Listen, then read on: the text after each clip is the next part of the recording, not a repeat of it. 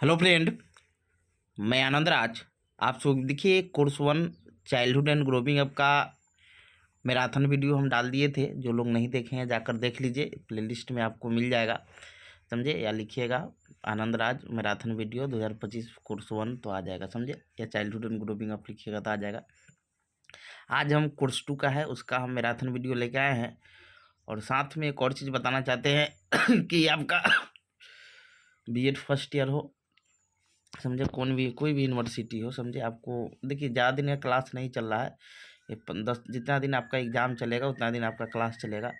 और इसमें वो चीज़ बताया जाएगा कि एग्ज़ाम में कैसे लिखना है, समझे, कैसे क्वेश्चन को डील करना है, कैसे आपको डिफिनीसन लिखना है, समझे। और इसमें नोट्स भी मिलेगा। मात्र 199 रुपये में क्लास और नोट्स है। सिर्फ नोट्स लीजिएगा तो बहुत कम रुपया लगेगा, समझे। तो आपको चाहिए तो इस नंबर पर व्हाट्सएप करके आप ले सकते हैं 9576002401 पर, समझे। अब देखिए हम लोग स्टार्ट करते हैं कि 5 यूनिट आपका है। और 5 यूनिट में आपका 10 क्वेश्चन आपके एग्जाम में दिया जाएगा। कोर्स 2 80 नंबर का होता है। और प्रत्येक यूनिट से आपको एक एक प्रश्न का चयन करते हुए कुल 5 प्रश्नों का जवाब देना है, समझे। तो देखिए इसमें बहुत सारा वीवीआई क्वेश्चन है, समझे। जैसे क्वेश्चन आपका है कि शिक्षा क्या है, इसके व्यक्तिगत और सामाजिक उद्देश्यों का वर्णन करें। और दूसरा क्वेश्चन है आपका कि औपचारिक, अनौपचारिक और गैर औपचारिक या निरौपचारिक शिक्षा से आप क्या समझते हैं। या इसी क्वेश्चन को पूछ सकता है कि शिक्षा के तरीके क्या है, या शिक्षा किस किस तरीक़ा से हम प्रदान कर सकते हैं, समझे। तो ये जो इसके बाद आंसर जो बताने वाला है, इससे आपका दोनों क्वेश्चन हो जाएगा। शिक्षा क्या है, इसके व्यक्तिगत सामाजिक उद्देश्यों का वर्णन करें। और क्वेश्चन है औपचारिक, अनौपचारिक एवं गैर औपचारिक या निरौपचारिक शिक्षा से आप क्या समझते हैं। ये दोनों क्वेश्चन आपका हो जाएगा इसमें। चलिए स्टार्ट करते हैं, टाइम नहीं है। देखिए लिखा हुआ है यूनिट 1 इस जो मतलब इसका आंसर है, पढ़ लीजिएगा तो आपका यूनिट 1 कंप्लीट हो जाएगा, क्योंकि शिक्षा से क्वेश्चन यूनिट 1 में आता ही है। क्वेश्चन है कि हम जानते हैं कि शिक्षा मानव का आभूषण होता है। जिस प्रकार हंसों के बीच में बगुला सुशोभित नहीं होता है, उसी प्रकार शिक्षित व्यक्तियों के मध्य बैठा अशिक्षित व्यक्ति सुशोभित नहीं होता है। शिक्षा ही व्यक्ति को अंधकार से प्रकाश की ओर ले जाने वाली प्रक्रिया है। यानी शिक्षा अज्ञान रूपी अंधकार को दूर कर ज्ञान की ज्योति से प्रकाशित करने वाली प्रक्रिया है। इसीलिए शिक्षा को मनुष्य का तृतीय नेत्र कहते हैं। यानी सिंपल कहने का मतलब क्या है कि देखिए आप शिक्षित है तो आपका रहन सहन अलग होगा, आपका मतलब सारे व्यवहार अलग होगा, सारे तरीका आपका अलग होगा, समझे। तो इसीलिए कहा जा रहा है कि शिक्षित व्यक्ति के बीच अशिक्षित व्यक्ति सुशोभित नहीं होता है। शिक्षा ही हमको क्या करता है कि व्यक्ति को अंधकार से प्रकाश की ओर ले जाने वाली प्रक्रिया है। यानी शिक्षा जो है वो अज्ञान रूपी अंधकार को दूर कर ज्ञान की ज्योति से प्रकाशित करने वाली प्रक्रिया है, इसीलिए इसको तृतीय नेत्र कहते हैं। अब आगे लिखा है कि शिक्षा के द्वारा ही मनुष्य की ज्ञान कला कौशल में वृद्धि तथा उसके व्यवहार में परिवर्तन किया जाता है और उसे एक अच्छे नागरिक बनाया जाता है। यानी सिंपल करने के बाद मतलब शिक्षा जो होता है, एजुकेशन एक प्रोसेस है। जिस प्रोसेस के द्वारा आप में क्या किया जाता है, ज्ञान की वृद्धि करवाई जाती है, आपके व्यवहार में वांछित परिवर्तन करवाया जाता है, कला कौशल की वृद्धि करवाया जाता है, समझे। ये सारा चीज़ है। और एक आपका अच्छा नागरिक, यानी सिंपल में आप बात कीजिएगा कि एक कंक्लूसिव रूप में, तो शिक्षा का मुख्य उद्देश्य होता है बालक का सर्वांगीण विकास करना, समझ गए। अब लिखा है कि हम ये भी जानते हैं कि शिक्षा जीवन पर्यंत चलने वाली प्रक्रिया है, यानी जन्म से लेकर मृत्यु तक। अब आगे है कि जॉन एडम्स के अनुसार प्राचीन काल में जो शिक्षा थी वो शिक्षक केंद्रित थी, जिसके 2 छोर थे, शिक्षक और छात्र। यानी प्राचीन समय में पाठ्यक्रम नहीं थे और शिक्षक और छात्र ही अपने आपस में अंतःक्रिया करते थे, तो उसे शिक्षा का द्विमुखी प्रक्रिया यानी बाइपोलर प्रोसेस कहते हैं, जिसमें टीचर और स्टूडेंट होते थे। बाद में जॉन डीवी ने शिक्षा को बाल केंद्रित बताते हुए इसके 3 छोर बताया, शिक्षक, छात्र और पाठ्यक्रम। यानी शिक्षा त्रिमुखी प्रक्रिया है, ट्राइपोलर प्रोसेस है, जिसमें आपका शिक्षक और छात्र जो अंतःक्रिया करते हैं वो पाठ्यक्रम के अनुसार ही करते हैं, समझ गए। तो ये जॉन डीवी ने बताया था। आगे है कि शिक्षा का अर्थ देखते हैं। तो शिक्षा शब्द का प्रयोग विभिन्न अर्थों में किया जाता है जो निम्नलिखित है, जैसे शाब्दिक अर्थ, संकुचित, व्यापक अर्थ।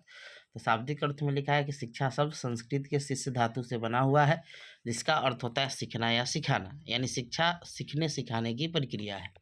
शिक्षा अंग्रेजी भाषा के एजुकेशन शब्द का हिंदी रूपांतरण है। इस एजुकेशन शब्द की उत्पत्ति निम्नलिखित शब्दों से मानी जाती है, जैसे एडुकेटम जैसे शिक्षित करना, एडुसियर विकसित करना, मतलब इसमें कोई भी एक लिख सकते हैं, जैसे एडुकेटर मतलब शिक्षित करना, अर्थात शिक्षा का शाब्दिक अर्थ हुआ मनुष्य की आंतरिक शक्तियों को बाहर की ओर आने को प्रेरित करना। अब आते हैं शिक्षा का संकुचित अर्थ। तो लिखा है शिक्षा के संकुचित अर्थ का तात्पर्य विद्यालय शिक्षा से है, जिसमें बालक को एक निश्चित स्थान पर शिक्षा दी जाती है। इसमें शिक्षा का एक निश्चित योजना होता है, निश्चित पाठ्यक्रम होता है, निश्चित समय होता है तथा इसमें बालक को कुछ निश्चित विधियों के द्वारा ज्ञान प्रदान किया जाता है। यानी कहने का सिंपल मतलब हुआ कि शिक्षा का संकुचित अर्थ था जो हम विद्यालय महाविद्यालय में जो शिक्षा ग्रहण करते हैं एक औपचारिक तरीका से, वही हमारा शिक्षा का संकुचित अर्थ होता है। दूसरा है शिक्षा का व्यापक अर्थ, कि शिक्षा के व्यापक अर्थ का तात्पर्य ऐसे शिक्षा से है जिसमें बालक आजीवन शिक्षा ग्रहण करे, मतलब जीवन भर आप जहाँ भी ओल्ड एज में भी चले गए, समझे, तो हमारा शिक्षा का विस्तृत अर्थ या व्यापक अर्थ होता है।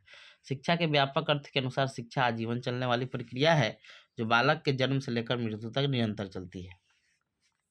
अब आते हैं शिक्षा के परिभाषा। तो लिखा है विभिन्न विद्वानों और शिक्षा शास्त्री ने अपने विचार और चिंतन के आधार पर शिक्षा की निम्नलिखित परिभाषा प्रस्तुत की है, जो निम्नलिखित है। पहला डिफिनीशन है महात्मा गांधी के अनुसार कि बालक और मनुष्य के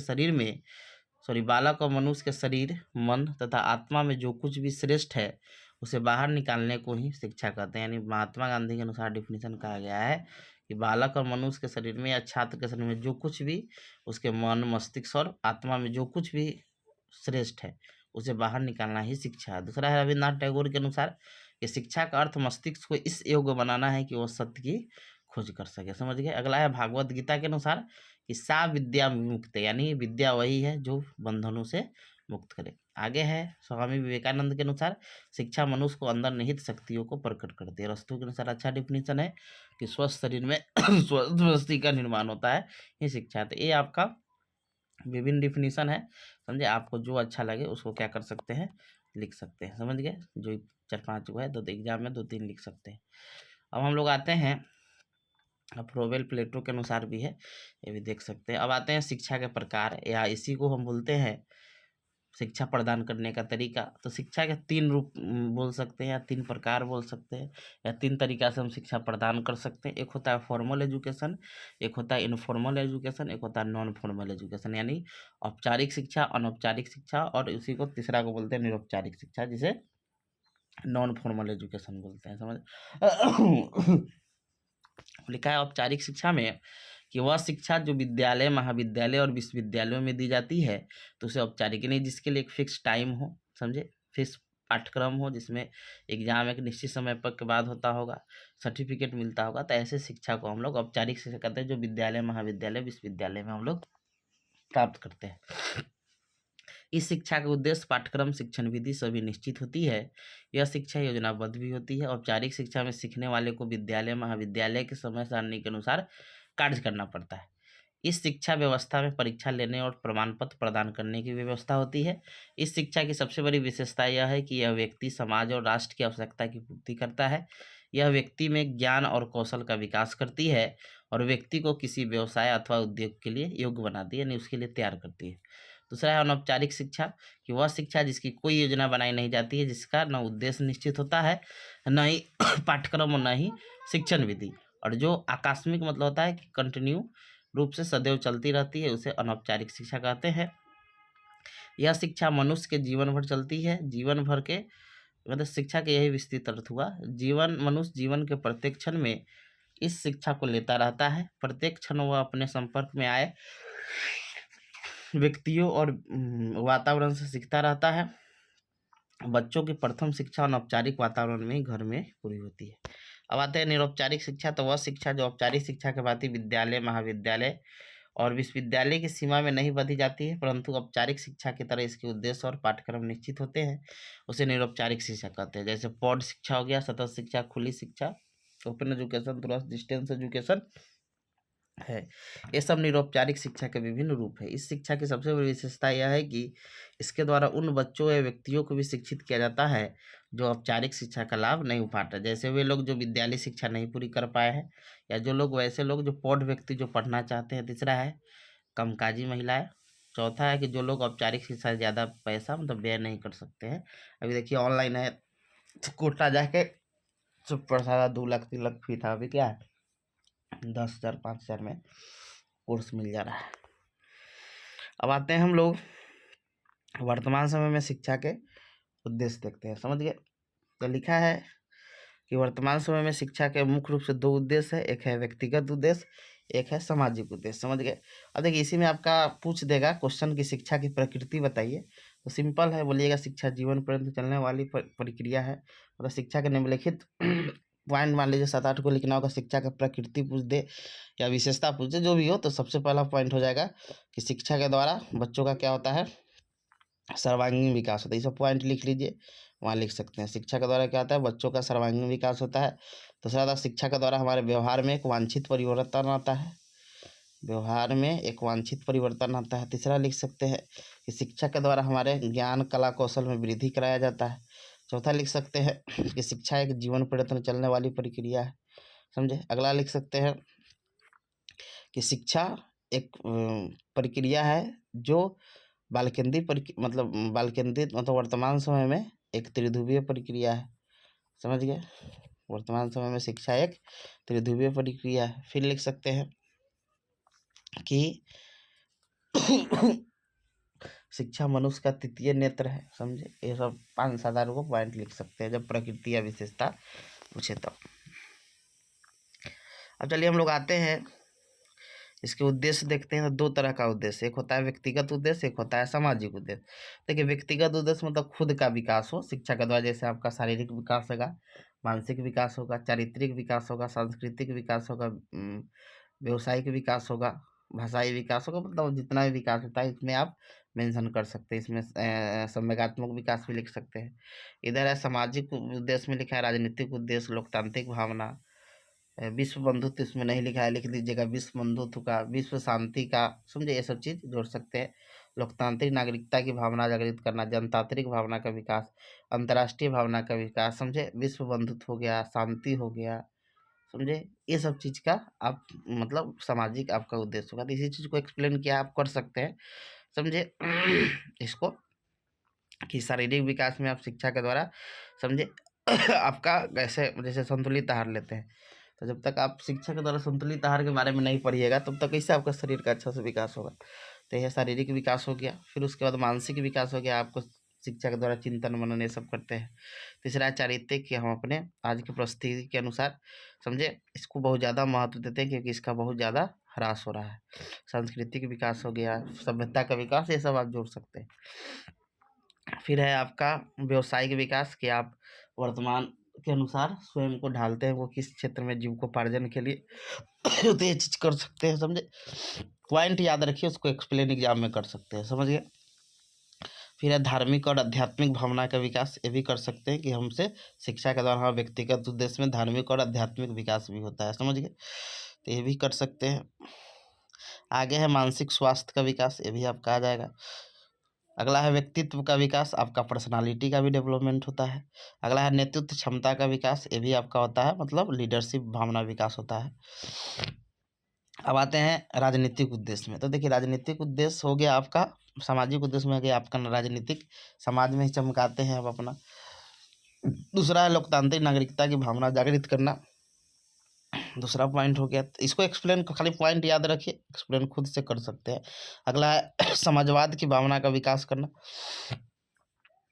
देखिए जवाहरलाल नेहरू का एक स्टेटमेंट है कि मैं समाजवादी राज्य में विश्वास करता हूं और चाहता हूं कि इस उद्देश्य की शिक्षा का विकास हो। अगला है राष्ट्र प्रेम तथा अंतर्राष्ट्रीय भावना का विकास, इसमें और जोड़ सकते हैं विश्व बंधुत्व की भावना का विकास, विश्व शांति की भावना का विकास, ये सारा पॉइंट इसमें लिख सकते हैं और इसको एक्सप्लेन एग्जाम में हो जाएगा अपने, खाली पॉइंट याद रखिएगा। निष्कर्ष में लिखा है कि वास्तव में इन उद्देश्यों पर विचार करने के उपरांत हम इस निष्कर्ष पर पहुंचेंगे। देखिए निष्कर्ष में क्या होता है कि लिखते हैं कि उपरोक्त विवरण से स्पष्ट होता है कि शिक्षा के उद्देश्यों पर हम विचार करेंगे तो निष्कर्ष पर पहुंचेंगे कि शिक्षा के प्रमुख व्यक्तिगत और सामाजिक उद्देश्यों में संतुलन होना चाहिए, अर्थात प्रत्येक व्यक्ति के शारीरिक, मानसिक, भावात्मक, चारित्रिक आदि विकास के साथ साथ लोकतंत्र को सफल और सुदृढ़ बनाने के लिए व्यक्ति में उत्तम नागरिकता गुणों को भी शिक्षा में उत्पन्न किया जाना चाहिए। तो ये सब चीज़ है।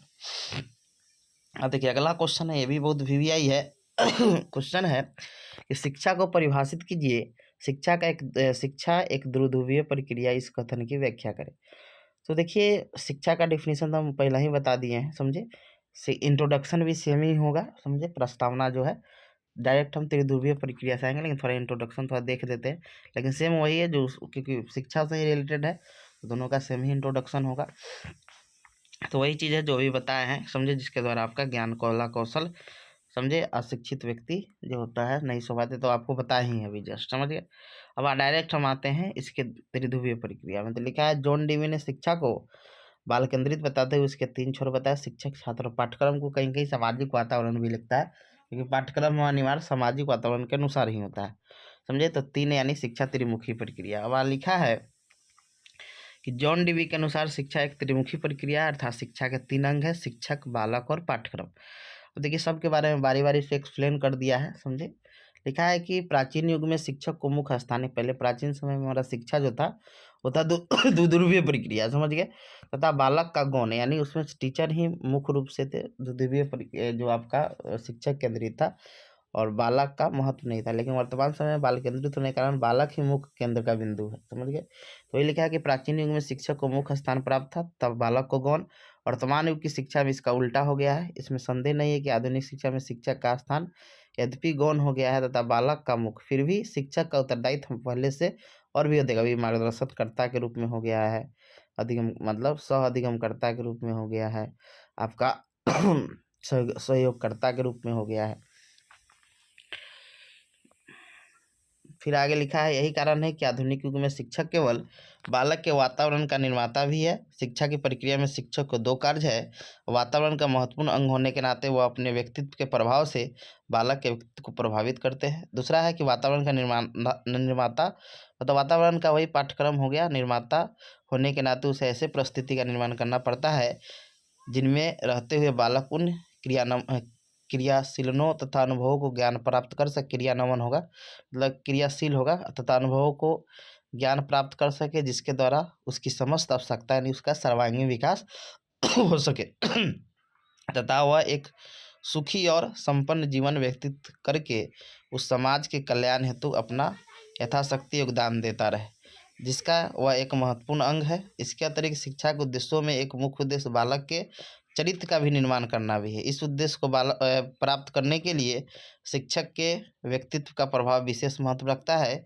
यदि शिक्षक का चरित्र उच्च कोटि का होगा तो उसके व्यक्तित्व के प्रभाव से बालक में चारित्रिक गुण अवश्य विकसित। देखिए अभी क्या हो रहा है बिहार में, टीचर में अपने गरिमा को ख़त्म करते जा रहे हैं, तो ये चीज़ गलत बात है। तो चरित्र आपका अच्छा होना चाहिए, समझ गए, रस विकसित हो जाएगा, अन्यथा वह निकम्मा बन जाएगा। इस दृष्टि से शिक्षक को चरित्रवान, प्रसन्नचित्त तथा धैर्यशील होना परम आवश्यक है।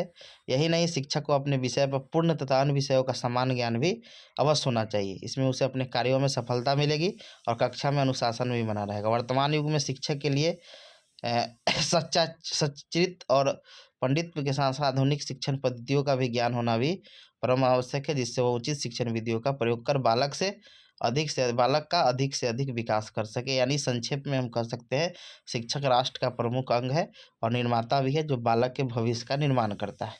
अब आते हैं बालक के बारे में। तो लिखा है मनोवैज्ञानिक अनुसंधानों और जनतांत्रिक भावनाओं के परिणाम स्वरूप वर्तमान शिक्षा का श्री गणेश बालक से ही होता है। दूसरे शब्दों में अब शिक्षा बाल केंद्रित हो गई है। एडमस से इस मत का सबसे पहले प्रतिपादन करते हुए इस वाक्य द्वारा बताया गया था कि शिक्षक जॉन को लैटिन पढ़ाता है, समझे। इस वाक्य में लैटिन पढ़ना इतना आवश्यक नहीं है जितना कि जॉन, समझे। एडमस की इस स्पष्टीकरण से इस बात का संकेत मिलता है कि शिक्षा के क्षेत्र में बालक का स्थान मुख्य है। यही कारण है कि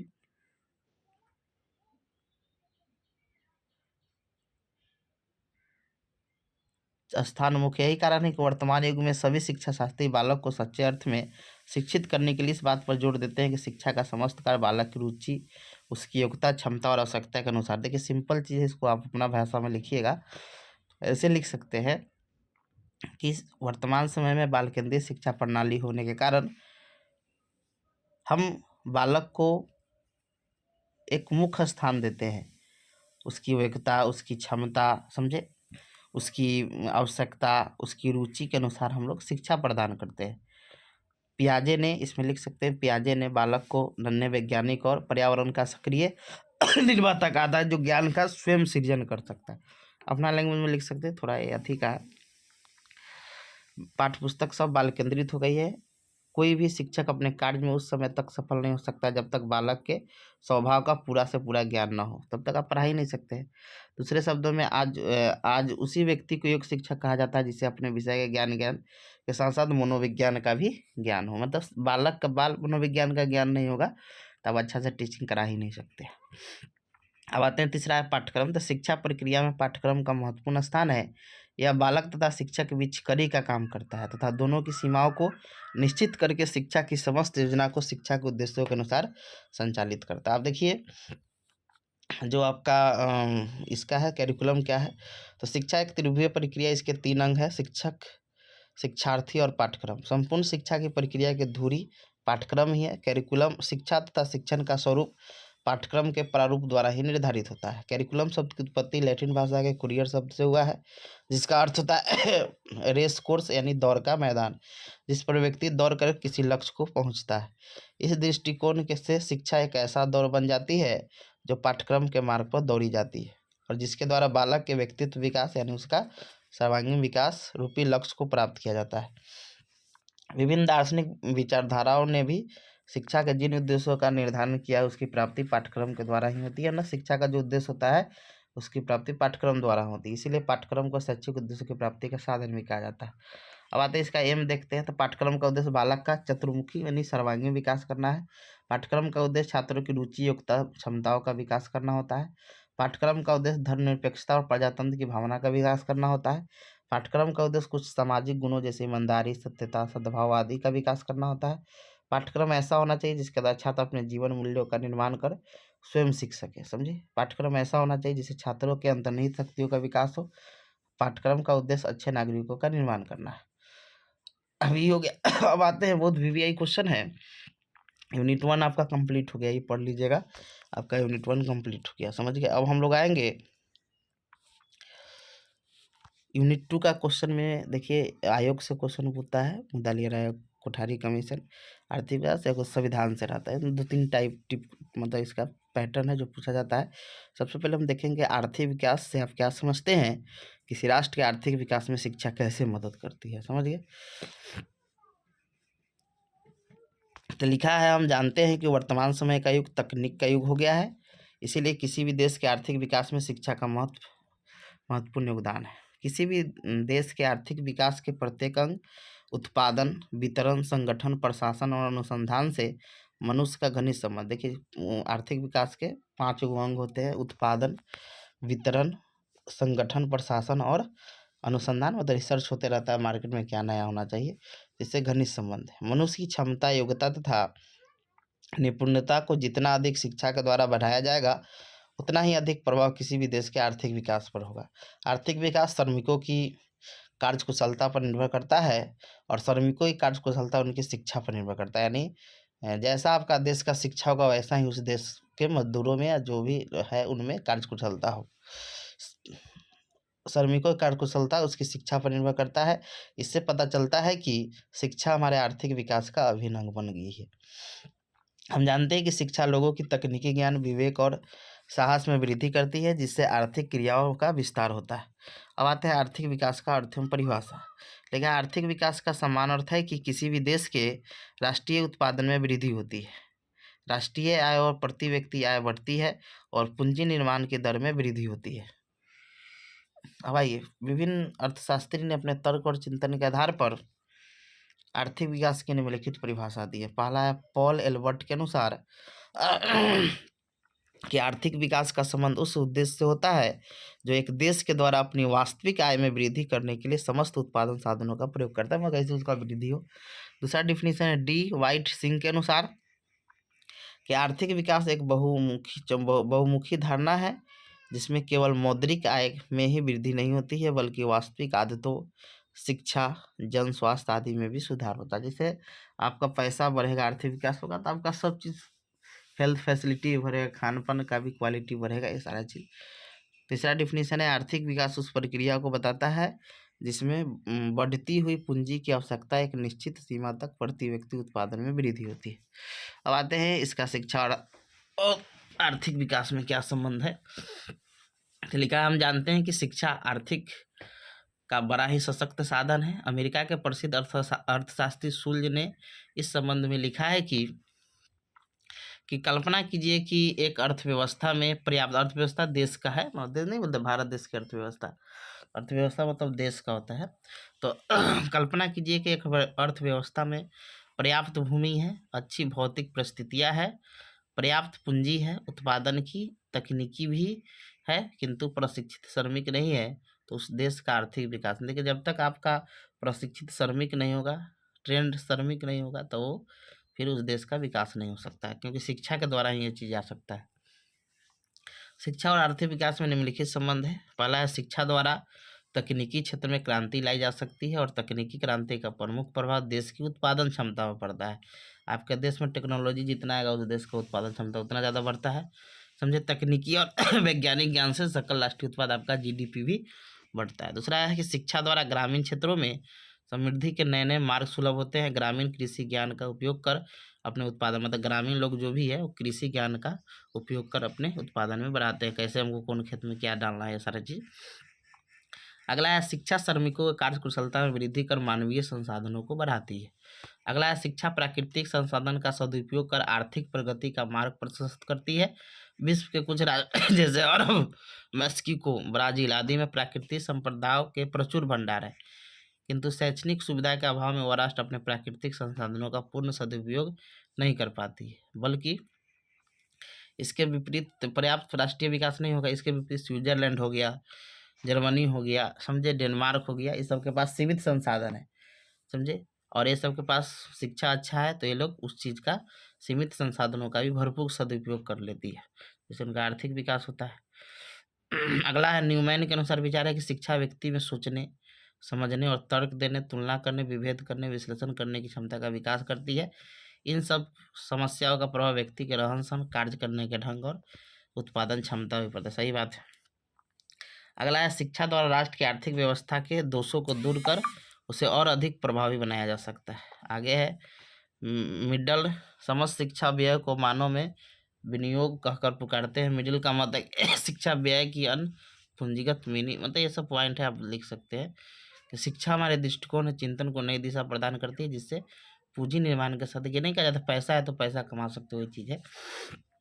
तैयार का आर्थिक विकास वाला खत्म हो गया।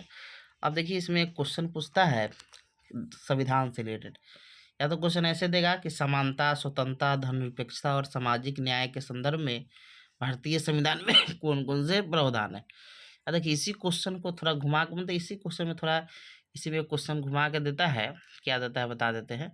या इसी में कहता है कि शिक्षा संबंधी संवैधानिक मूल्यों को, इसी क्वेश्चन को थोड़ा ऐसे भी घुमा देगा कि शिक्षा संबंधित संवैधानिक मूल्यों पर विचार, मतलब संविधान में कौन कौन से मूल्य है, जैसे समानता हो गया, बंधुत्व हो गया, स्वतंत्रता हो गया, सामाजिक न्याय हो गया, मतलब न्याय हो गया, धर्मनिरपेक्षता, ये सब जो भी चीज़ है, ये सब चीज़ के बारे में समझिए। देखिए, इसी क्वेश्चन को ऐसे भी पूछा जाता है कि शिक्षा से संबंधित संवैधानिक प्रावधानों का वर्णन करें। समझिए, जैसे क्वेश्चन यहाँ पर है आपका कि शिक्षा से संबंधित है ना, कि भारत में शिक्षा संबंधित संवैधानिक मतलब शिक्षा संबंधित संविधान में क्या क्या प्रावधान किया गया है। देखिए, उसी से रिलेटेड क्वेश्चन है, लेकिन थोड़ा दोनों में डिफरेंस क्या है कि शिक्षा संबंधी जैसे आर्टिकल 21 हो गया, आर्टिकल 45 हो गया, आर्टिकल आपका 51 के क हो गया, जो शिक्षा से संबंधित है उस चीज़ का, तो दोनों सेम ही टाइप का है, थोड़ा अंतर है, दोनों को हम बता देंगे, समझे।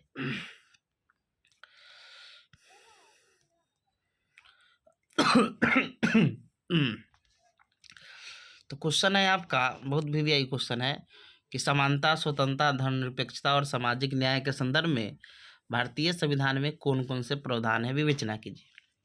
या क्वेश्चन ये भी पूछा जा सकता है कि शिक्षा संबंधी संवैधानिक मूल्यों पर प्रकाश डाले।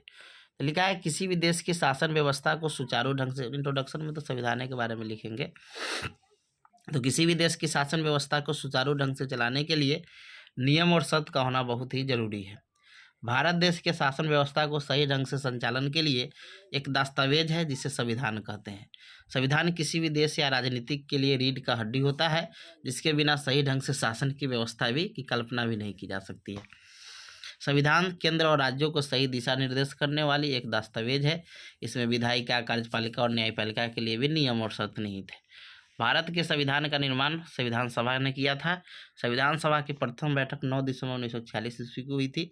संविधान सभा ने 26 नवंबर 1949 ईस्वी को संविधान को अंगीकृत किया और 26 जनवरी 1950 ईस्वी को लागू कर दिया। अब आते हैं भारतीय संविधान में विभिन्न प्रावधान संवैधानिक मूल्य के संदर्भ में। तो सबसे पहले आपका है समानता, इक्वालिटी लिखा है। समानता के अनुसार देश के प्रत्येक नागरिक को कानून के संरक्षण मिलते समय जाति, धर्म, पंथ या निवास स्थान पर कोई भेदभाव नहीं किया जाता है। भारतीय संविधान में समानता का अधिकार का वर्णन अनुच्छेद 14 से 18 तक है, जिसमें 14 में कहा गया है अनुच्छेद आर्टिकल में कि विधि के समक्ष समता है। इसका अर्थ हुआ कि राज्य सभी व्यक्तियों के लिए एक समान कानून बनाएगा और एक समान लागू करेगा। अनुच्छेद 15 में कहा है कि राज्य द्वारा जो भी बहाली आएगा उसमें धर्म, मूल, वंश, जाति, लिंग और जन्म स्थान के आधार पर कोई भेदभाव नहीं होगा।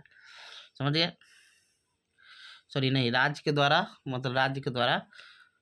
धर्म, मूल, वंश, जाति, 16 में है जॉब वाला, तो राज्य के द्वारा धर्म, मूल, वंश, जाति, लिंग और जन्म स्थान के आधार पर किसी व्यक्ति से भेदभाव नहीं करेगा। अनुच्छेद 16 है कि राज्य के अधीन किसी भी पद पर नियोजन के लिए नागरिकों को समान अवसर उपलब्ध करना है। 17 में हमारा छुआछूत का अंत है, अस्पृश्यता का अंत है इसमें। 18 में उपाधि का अंत है। समझे। अब देखिए, समानता का अधिकार का दिन फ्रांस है। देखिए, आप जानते होंगे फ्रांस की राजक्रांति जो 1789 में हुई थी, उसमें नारा दिया गया था समानता, स्वतंत्रता और बंधुत्व का। समझ गए। अब आते हैं हम लोग, अब देखते हैं स्वतंत्रता संबंधी प्रावधान। तो लिखा है हमारे संविधान के अनुच्छेद 19 से 22 तक स्वतंत्रता के अधिकार का वर्णन किया गया है। इसके अनुसार भारत के सभी नागरिकों को अभिव्यक्ति, विश्वास, आस्था, सभा करने, भ्रमण करने, कहीं भी रहने की स्वतंत्रता है। जब हम स्वतंत्रता के शैक्षणिक पक्ष पर गौर करते हैं तो पाते हैं कि एक राज्य का छात्र अपने इच्छा अनुसार भारत के किसी भी राज्य के शैक्षणिक संस्थान में प्रवेश पाने को स्वतंत्र है, जहां उनके साथ जाति, धर्म, भाषा, निवास, लिंग के आधार पर कोई भेदभाव नहीं है। मतलब कहीं भी आप एडमिशन करवा सकते हैं। समझ गए। अब आते हैं आर्टिकल 19 के क में लिखा है बोलने की स्वतंत्रता है या प्रेस की स्वतंत्रता है। समझ गए। 19 के बी में है शांतिपूर्ण सभा करने की स्वतंत्रता। उसके बाद है आपका 19 के सी है, 19 के सी में है संघ बनाने की स्वतंत्रता है, मतलब आप संगठन बना सकते हैं। 19 के डी में है देश के किसी भी राज्य में आवागमन यानी आ जा सकते हैं। 19 के ई में है देश के किसी भी राज्य के निवास और बसने की स्वतंत्रता है। देखिए, एफ को संपत्ति का जो अधिकार था उसे हटा दिया गया है। समझे। 42वां संविधान संशोधन 44वां संविधान संशोधन 1978 के द्वारा। समझ गए। उसके बाद है आपका 19 के जी में है कि किसी भी क्षेत्र में व्यापार और जीविका चलाने की स्वतंत्रता है।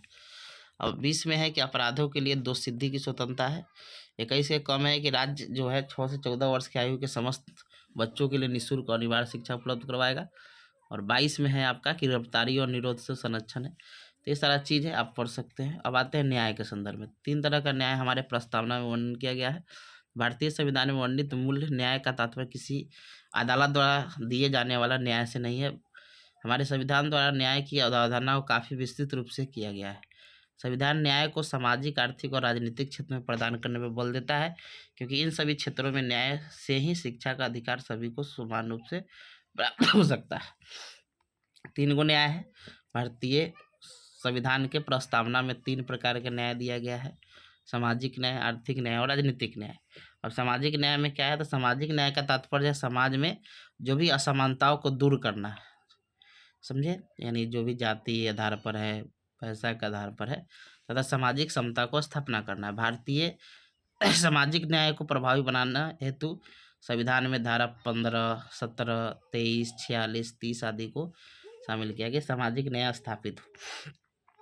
समझे। इन संवैधानिक प्रावधानों द्वारा यह व्यवस्था की गई कि राज्य किसी भी नागरिक से धर्म, जाति, लिंग आदि से किसी भी आधार पर भेदभाव नहीं करेगा। इन सभी संवैधानिक प्रावधानों का उद्देश्य सामाजिक न्याय तथा सामाजिक समता को प्राप्त करना है। समझे। यही सब चीज़ है। अब यही चीज़ शिक्षा में भी श्यामी न्याय का अनुसरण करते हुए हमें अपने शैक्षणिक संस्थान का संगठन इस प्रकार करना है कि सभी नागरिकों के लिए खुले हो, किसी भी छात्र के साथ धर्म, जाति, लिंग आदि के आधार पर भेदभाव न हो। अब आते हैं आर्थिक न्याय। लेकिन आर्थिक न्याय से तात्पर्य प्रत्येक नागरिक को संपत्ति खरीदने, रखने, उपयोग करने और अपनी इच्छा के अनुसार व्यवसाय चुनने की स्वतंत्रता है।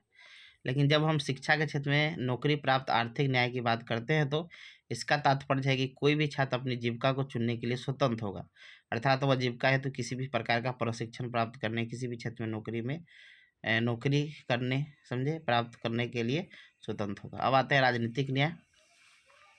तो राजनीतिक न्याय सबसे महत्वपूर्ण मानी जाती है क्योंकि भारत में लोकतंत्र है और उसकी शक्ति जनता में निहित है। राजनीतिक शक्ति की राजनीतिक शक्ति ही यह निर्णय देती है कि समाज के सभी वर्गों जिसने 18 वर्ष से अधिक आयु का है तो वो वोट देने का अधिकार है, जिनमें अपने प्रतिनिधि को चुन सकता है। शिक्षा की दृष्टि से यह प्रावधान महत्वपूर्ण है क्योंकि यह न्याय शिक्षक के ऊपर जिम्मेदारी देता है कि वह लोकतंत्र की सफलता के लिए उत्तम नागरिकों का निर्माण करने के लिए वे राजनीतिक रूप से जागरूक बने। अब आते हैं बंधुत्व या भ्रातृत्व यानी विश्व बंधुत्व का बात जो हम करते हैं, भी आपका फ्रांस की राजक्रांति का ही देन है। संविधान में निहित संवैधानिक मूल्य, स्वतंत्रता, समानता, न्याय आदि तत्वों को रहते हुए भी यदि देश की जनता में बंधुत्व की भावना यदि नहीं हो तो स्वतंत्रता, समानता, न्याय जैसे तत्वों के लक्ष्य को प्राप्त करना संभव नहीं है। इसीलिए संविधान में बंधुत्व तत्व का समावेश किया गया है। भाषा तथा संस्कृति के भेदभाव के बिना प्रत्येक भारतीयों में बंधुत्व की भावना उत्पन्न हो और भारत के सभी नागरिक आपसी भेदभाव भूलकर अपने को भारत का संतान समझे। अतः बंधुत्व की भावना पैदा करने में शिक्षा का महत्वपूर्ण भूमिका अदा करती है। अब कहते हैं धर्मनिरपेक्षता। धर्मनिरपेक्षता का शाब्दिक अर्थ है कि राष्ट्र का भावना कोई धर्म न होना, अर्थात सभी धर्मों को मानना। मतलब भारत देश का कोई धर्म नहीं है। हम जानते हैं कि भारत एक धर्मनिरपेक्ष राष्ट्र है जहाँ पर सभी धर्मों को एक समान रूप से देखा जाता है। धर्मनिरपेक्ष शब्द भारतीय संविधान में 42वां संविधान संशोधन कर 1976 में भारतीय संविधान के प्रस्तावना में जोड़ा गया था। संविधान के भाग 3 के अनुच्छेद 25 से 28 तक एक मौलिक अधिकार के रूप में धर्म की स्वतंत्रता को सुनिश्चित किया गया है, समझे। जिससे 25 में कहा गया है कोई व्यक्ति किसी भी धर्म को मान सकता है, उसका प्रचार प्रसार कर सकता है। 26 में कहा गया है कि धार्मिक कार्यों के प्रबंध में आप उसका क्रय विक्रय ये सब कर सकते हैं, पैसा वैसा ले सकते हैं। अगला है कि राज्य किसी भी व्यक्ति को ऐसे कर देने के लिए बाध्य नहीं करेगा जिसकी आय उसकी विशेष धर्म के लिए हो, समझे। तो बाध्य नहीं कर सकते पैसा के लिए, समझे, चंदा उंदा के लिए नहीं बाध्य कर दिया जाता। अगला है किसी भी शिक्षा संस्था में आप धार्मिक शिक्षा नहीं दे सकते हैं। 1 मिनट। अब निष्कर्ष लिखा हुआ है कि उपयुक्त विवेचन से मतलब विवरण से स्पष्ट होता है कि भारतीय संविधान लोकतांत्रिक मूल्यों की अमूल्य निधि है। स्वतंत्रता, समानता, न्याय, बंधुत्व, धर्मनिरपेक्षता जैसे मूल्य लोकतंत्र के प्रत्येक नागरिक के अपने संपूर्ण विकास का मौका देती है। शिक्षा ही वह माध्यम है जिस संविधान में उल्लेखित मूल्यों को, अब देखिए इसी क्वेश्चन को अब ऐसे भी पूछता है कि भारत में शिक्षा संबंधित संवैधानिक प्रावधानों का वर्णन करें। संविधान में क्या क्या प्रावधान किया गया शिक्षा संबंधित, तो देखिए वही आंसर होगा। प्रस्तावना तो वही संविधान वाला ही हो जाएगा जो भी बताए हैं आपको, समझे। प्रस्तावना तो वही आपका हो जाएगा, समझे, कि कब देश हुआ, समझे, आपका प्रजा लागू हो गया, ये चीज़ बताए हुए किए हैं। अब देखिए क्या है, जैसे आर्टिकल 21 है तो हम जानते हैं कि वही चीज़ बताए हैं पीछे भी, समझे, वही चीज़ें थोड़ा इसको बता देते हैं। लेकिन हम जानते हैं कि संविधान के भाग 3 के अनुच्छेद 12 से 35 तक मौलिक अधिकार का वर्णन किया गया है। मौलिक अधिकार में शिक्षा को 6वां संविधान संशोधन के द्वारा 2002 ईस्वी में शिक्षा को मौलिक अधिकार बनाया गया था। आर्टिकल 21 के क में स्पष्ट कहा गया है कि राज्य 6 से 14 वर्ष के बच्चों को निःशुल्क और अनिवार्य शिक्षा उपलब्ध कराए, अर्थात प्रारंभिक शिक्षा निःशुल्क और अनिवार्य होगा। देखिए दिव्यांग छात्रों के लिए मतलब पहले 6 से 14 तक है आपका नॉर्मल बच्चा के लिए, लेकिन दिव्यांग बच्चों के लिए 6 से 18 वर्ष तक अनिवार्य और निःशुल्क शिक्षा उपलब्ध कराना है। अब आते हैं आर्टिकल 28 के फर्स्ट में कि राज्य द्वारा पूर्णतः पोषित किसी भी शिक्षा संस्था में धार्मिक शिक्षा नहीं दी जा सकती है। आर्टिकल 29 के 2 में कहा गया है कि राज्य द्वारा पोषित या राज्य निधि से सहायता प्राप्त करने वाली कोई भी शिक्षा संस्था में किसी भी नागरिक को धर्म, जाति, भाषा या लिंग के आधार पर भेदभाव या प्रवेश देने से नहीं रोक सकते हैं। अब आर्टिकल 30 में लिखा है कि धर्म या भाषा पर आधारित सभी अल्पसंख्यक वर्गों को अपनी रुचि की शिक्षण संस्थानों की स्थापना कर सकता है। 45 में है, देखिए मौलिक नीति निर्देशक तत्व है 45। आर्टिकल 45 में राज्य को यह निर्देश दिया गया है कि राज्य अपने राज्य के छात्रों के कल्याण के लिए 14 वर्ष के बच्चों को निःशुल्क और अनिवार्य शिक्षा उपलब्ध कराने का प्रयास करें। 46 में राज्य जनता के कमजोर वर्गों विशेषकर अनुसूचित जाति अनुसूचित जनजाति के शैक्षणिक और आर्थिक हितों पर विशेष ध्यान देने का प्रयास करें, जिससे वे लोग सामाजिक अन्याय और सभी प्रकार के शोषण से बचाएंगे। अब देखिए 42वां संविधान संशोधन 1976 के द्वारा शिक्षा को समवर्ती सूची में शामिल किया गया, समझे, जिस पर शिक्षा पर केंद्र सरकार और राज्य सरकार दोनों कानून बना सकता है। उसके बाद है आर्टिकल 51 के क में है कि हम जानते हैं कि भारतीय संविधान के भाग 4 के क में 42वां संविधान संशोधन के द्वारा 1976 ईस्वी में स्वर्ण सिंह समिति की अनुशंसा पर रूस सोवियत संघ के संविधान से 10 मौलिक अधिकार को जोड़ा गया। 51 के क में 11वां मौलिक कर्तव्य 86वां संविधान संशोधन 2002 के द्वारा यह जोड़ा गया कि 6 से 14 वर्ष की आयु के बच्चों को उसके माता पिता या संरक्षक शिक्षा का अवसर उपलब्ध करवाए। अब आते हैं हम लोग कि भारतीय संविधान के 8वीं अनुसूची में 22 भाषाओं का वर्णन किया गया है। ये सब कुछ जोड़ सकते हैं। आर्टिकल 343 से 351 तक में भी भाषा का वर्णन है। आर्टिकल 17 में भी भाषा का वर्णन है। देखिए आर्टिकल 350 से कम एकदम स्पष्ट कहा गया है कि प्रत्येक राज्य अपना प्रारंभिक शिक्षा मातृभाषा में उपलब्ध करे, संविधान में लिखा गया है। अब आते हैं हम लोग निष्कर्ष है कि वही चीज़ है, निष्कर्ष उसी में से मेन चीज़ होता है, लिख देते हैं। अब आते हैं हम लोग, देखिए अब 2 आयोग के बारे में पढ़ना है। देखिए मुदालियर आयोग और फिर आपका कोठारी कमीशन। देखिए कोठारी कमीशन तो पिछले बार पूछा हुआ है, लेकिन उसके बारे में थोड़ा हम बता देंगे, मान लीजिए पूछा जा सकता है, समझे कि नहीं समझे। तो पहले मुदालियर आयोग कोठारी कमीशन थोड़ा बता देंगे कि मान लीजिए पूछते हैं, क्योंकि रिपीट भी हो जाता है, बहुत इंपॉर्टेंट है कोठारी कमीशन। तो माध्यमिक शिक्षा आयोग या इसी को मुदालियर आयोग कहते हैं। तो लिखा है 1952 में आया था, 53 में अपना रिपोर्ट सौंपा था, समझ गए। तो लिखा है हम जानते हैं कि भारत के स्वतंत्र होने से पूर्व भारतीय शिक्षा पर अंग्रेजी शिक्षा का प्रभाव था। जब भारत स्वतंत्र हुआ तब 1948 ईस्वी में सर्वपल्ली राधाकृष्णन के नेतृत्व में विश्वविद्यालय शिक्षा आयोग की स्थापना की गई। यह आयोग सिर्फ विश्वविद्यालय शिक्षा के सुधार पर ही बल दिया था। भारत सरकार ने माध्यमिक शिक्षा की समीक्षा करने और उसकी स्तर ऊंचा उठाने के लिए ताराचंद समिति का गठन 1948 ईस्वी में किया। इस समिति ने अपना रिपोर्ट 1949 ईस्वी में प्रस्तुत की। इस समिति का रिपोर्ट पूर्ण नहीं थे और संतोषजनक भी नहीं थे। फिर जिस कारण केंद्रीय शिक्षा सलाहकार बोर्ड ने 1951 ईस्वी में केंद्रीय सरकार के सामने माध्यमिक शिक्षा आयोग की नियुक्ति का प्रस्ताव रखा। भारत सरकार ने केंद्रीय शिक्षा सलाहकार के प्रस्ताव को मानकर 23 सितंबर 1952 ईस्वी को मद्रास विश्वविद्यालय के तत्कालीन कुलपति डॉक्टर लक्ष्मण स्वामी मुदालियर की अध्यक्षता में माध्यमिक शिक्षा आयोग का गठन किया, जिसे माध्यमिक शिक्षा आयोग भी कहते हैं, समझे। तो माध्यमिक शिक्षा आयोग का गठन किया, जिसे माध्यमिक शिक्षा आयोग कहते हैं। माध्यमिक शिक्षा आयोग के अध्यक्ष लक्ष्मण स्वामी मुदालियर थे। इसी के नाम पर इस आयोग का नाम माध्यमिक शिक्षा मतलब मुदालियर आयोग पड़ा, मतलब उन्हीं का, जैसे कोठारी कमीशन DS कोठारी के नाम पड़ा, वैसे ही मुदालियर आयोग उनके अध्यक्ष थे लक्ष्मण स्वामी मुदालियर, उन्हीं के नाम पर पड़ा। अब मुदालियर आयोग के अध्यक्ष सहित कुल 10 सदस्य थे, जिनमें कुछ प्रमुख सदस्य हैं, जैसे लक्ष्मण मुदालियर अध्यक्ष थे, श्रीमती हंसा मेहता, समझे, सदस्य थी, डॉक्टर S चारी सचिव थी, Shri John Christie, Shri SN Vasu, KG Saiyidain, मतलब 4-5 2-3 को नाम याद रख सकते हैं, लिखना भी नहीं चाहिए, सीधे लिख सकते हैं, 10 तरह से छोड़ सकते हैं, समझिए। अब आते हैं माध्यमिक शिक्षा आयोग ने भी कार्य की विशालता को ध्यान में रखते हुए विभिन्न राज्यों का दौरा करके माध्यमिक शिक्षा में व्याप्त दोषों का पता लगाया और 28 अगस्त 1953 ईस्वी को 244 पृष्ठों का प्रतिवेदन यानी रिपोर्ट सरकार के सामने प्रस्तुत किया।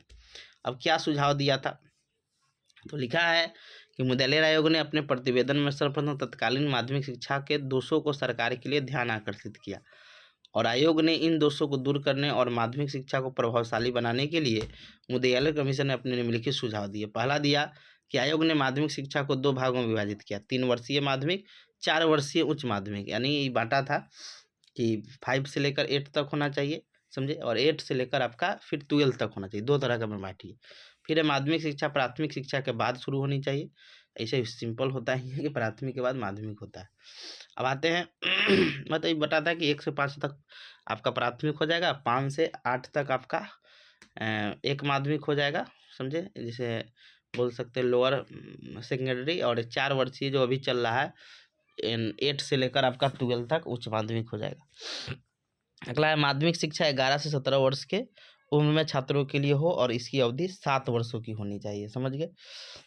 मतलब 4 साल, मतलब इसको 5 से बच्चा 5 में जाए, समझे। तो 6 साल में उसका फर्स्ट होता है ना 1 क्लास में एडमिशन, तो बच्चा 11 साल में जाएगा 6 क्लास में, समझे। और 6 क्लास मतलब 11 से लेकर 17 साल तक बच्चा को 12th तक शिक्षा दे दीजिए। बड़े शहरों में पॉलिटेक्निक कॉलेज खोला जाए। यहाँ विकलांग की जगह पर दिव्यांग लिख लीजिएगा। दिव्यांग छात्रों के लिए अलग से विशिष्ट विद्यालय खोला जाए। बालिकाओं के लिए अलग से बालिका विद्यालय खोला जाए। और जिन जगहों पर यह संभव नहीं है वहाँ पर माध्यमिक विद्यालय में सहशिक्षा की, मतलब को एजुकेशन, लड़का लड़की दोनों के लिए। उच्चतर माध्यमिक स्तर पर बहुउद्देशीय, देखिए क्वेश्चन पूछता है कि बहुउद्देशीय स्कूल मतलब होता है जिसका बहुत पर्पस हो स्कूल का, समझ गए कि स्कूल भी चल रहा है उसमें, तो उसे बहु मल्टीपर्पस स्कूल कहते हैं। अगला है कि पटचर्या संबंधी सुझाव देते हुए आयोग ने कहा था कि पटचर्या का निर्माण उनकी वास्तविक स्थिति के अनुरूप होना चाहिए। क्या है? नहीं है। पटचर्या लचीला और व्यापक होनी चाहिए। परीक्षाओं को वस्तुनिष्ठ बनाने के सुझाव दिए थे। मूल्यांकन का परिणाम अंकों में न होकर ग्रेड में दिया जाना चाहिए। आगे है उच्च तथा उच्चतर माध्यमिक स्तर पर शिक्षा के पाठ्यक्रम में एक मूल विषय रहे जो अनिवार्य रहे, जैसे गणित, सामान्य ज्ञान, कला, संगीत, उसी पर बच्चा ध्यान दे ज़्यादा। आगे है माध्यमिक शिक्षा के व्यावसायिक बनाया जाए, जिसमें निम्न प्राथमिक स्तर के 30% और उच्च माध्यमिक स्तर के 50% छात्र व्यावसायिक शिक्षा प्रदान करें। यानी 5 से 8 साल के 5वां से 8वां तक के 30% बच्चा, और 9 से लेकर 12 तक का 50% बच्चा वोकेशनल एजुकेशन ले। अब आयोग का गुण है जैसे गतिविधिदारी शिक्षा पर जोर दिया था, कृषि शिक्षा पर मतलब तैयार किया था, किसी से तनाव नहीं होगा तैयार करना। अगला है माध्यमिक शिक्षा के उद्देश्यों की चर्चा, बाल केंद्रित शिक्षा, शिक्षक के वेतन स्थिति पर भी बात किया था, समझे। पाठ्यक्रम गतिविधि पर भी, बाहरी परीक्षाओं पर अधिक तनाव नहीं, स्कूल में ही लीजिए, SBA जो बोलते हैं। बहुउद्देशीय विद्यालय पर मतलब तैयार करना, समझे, तनाव की जगह पर तैयार लिख लीजिएगा। जहाँ भी उद्योग हो वहाँ तकनीक स्कूल खोला जाए। अब दोस्त में आइएगा तो दोस्त तो है, समझे, देख लीजिए पॉइंट, दोस्त तो पूछता नहीं है। निष्कर्ष में है कि उपरोक्त विवरण से स्पष्ट होता है कि माध्यमिक शिक्षा आयोग भारत के माध्यमिक शिक्षा के सुधार पर विशेष जोर दिया था, समझिए। बालक के सर्वांगीण विकास के माध्यमिक शिक्षा आयोग ने सरकार के समक्ष बहुत सारे सुझाव दिए थे। तो देखिए कोठारी कमीशन तो लंबा चौड़ा है, लेकिन हम इसको ज़्यादा नहीं, इसका हम इंट्रोडक्शन देखेंगे और इसका विशेषता देखेंगे, समझ गए।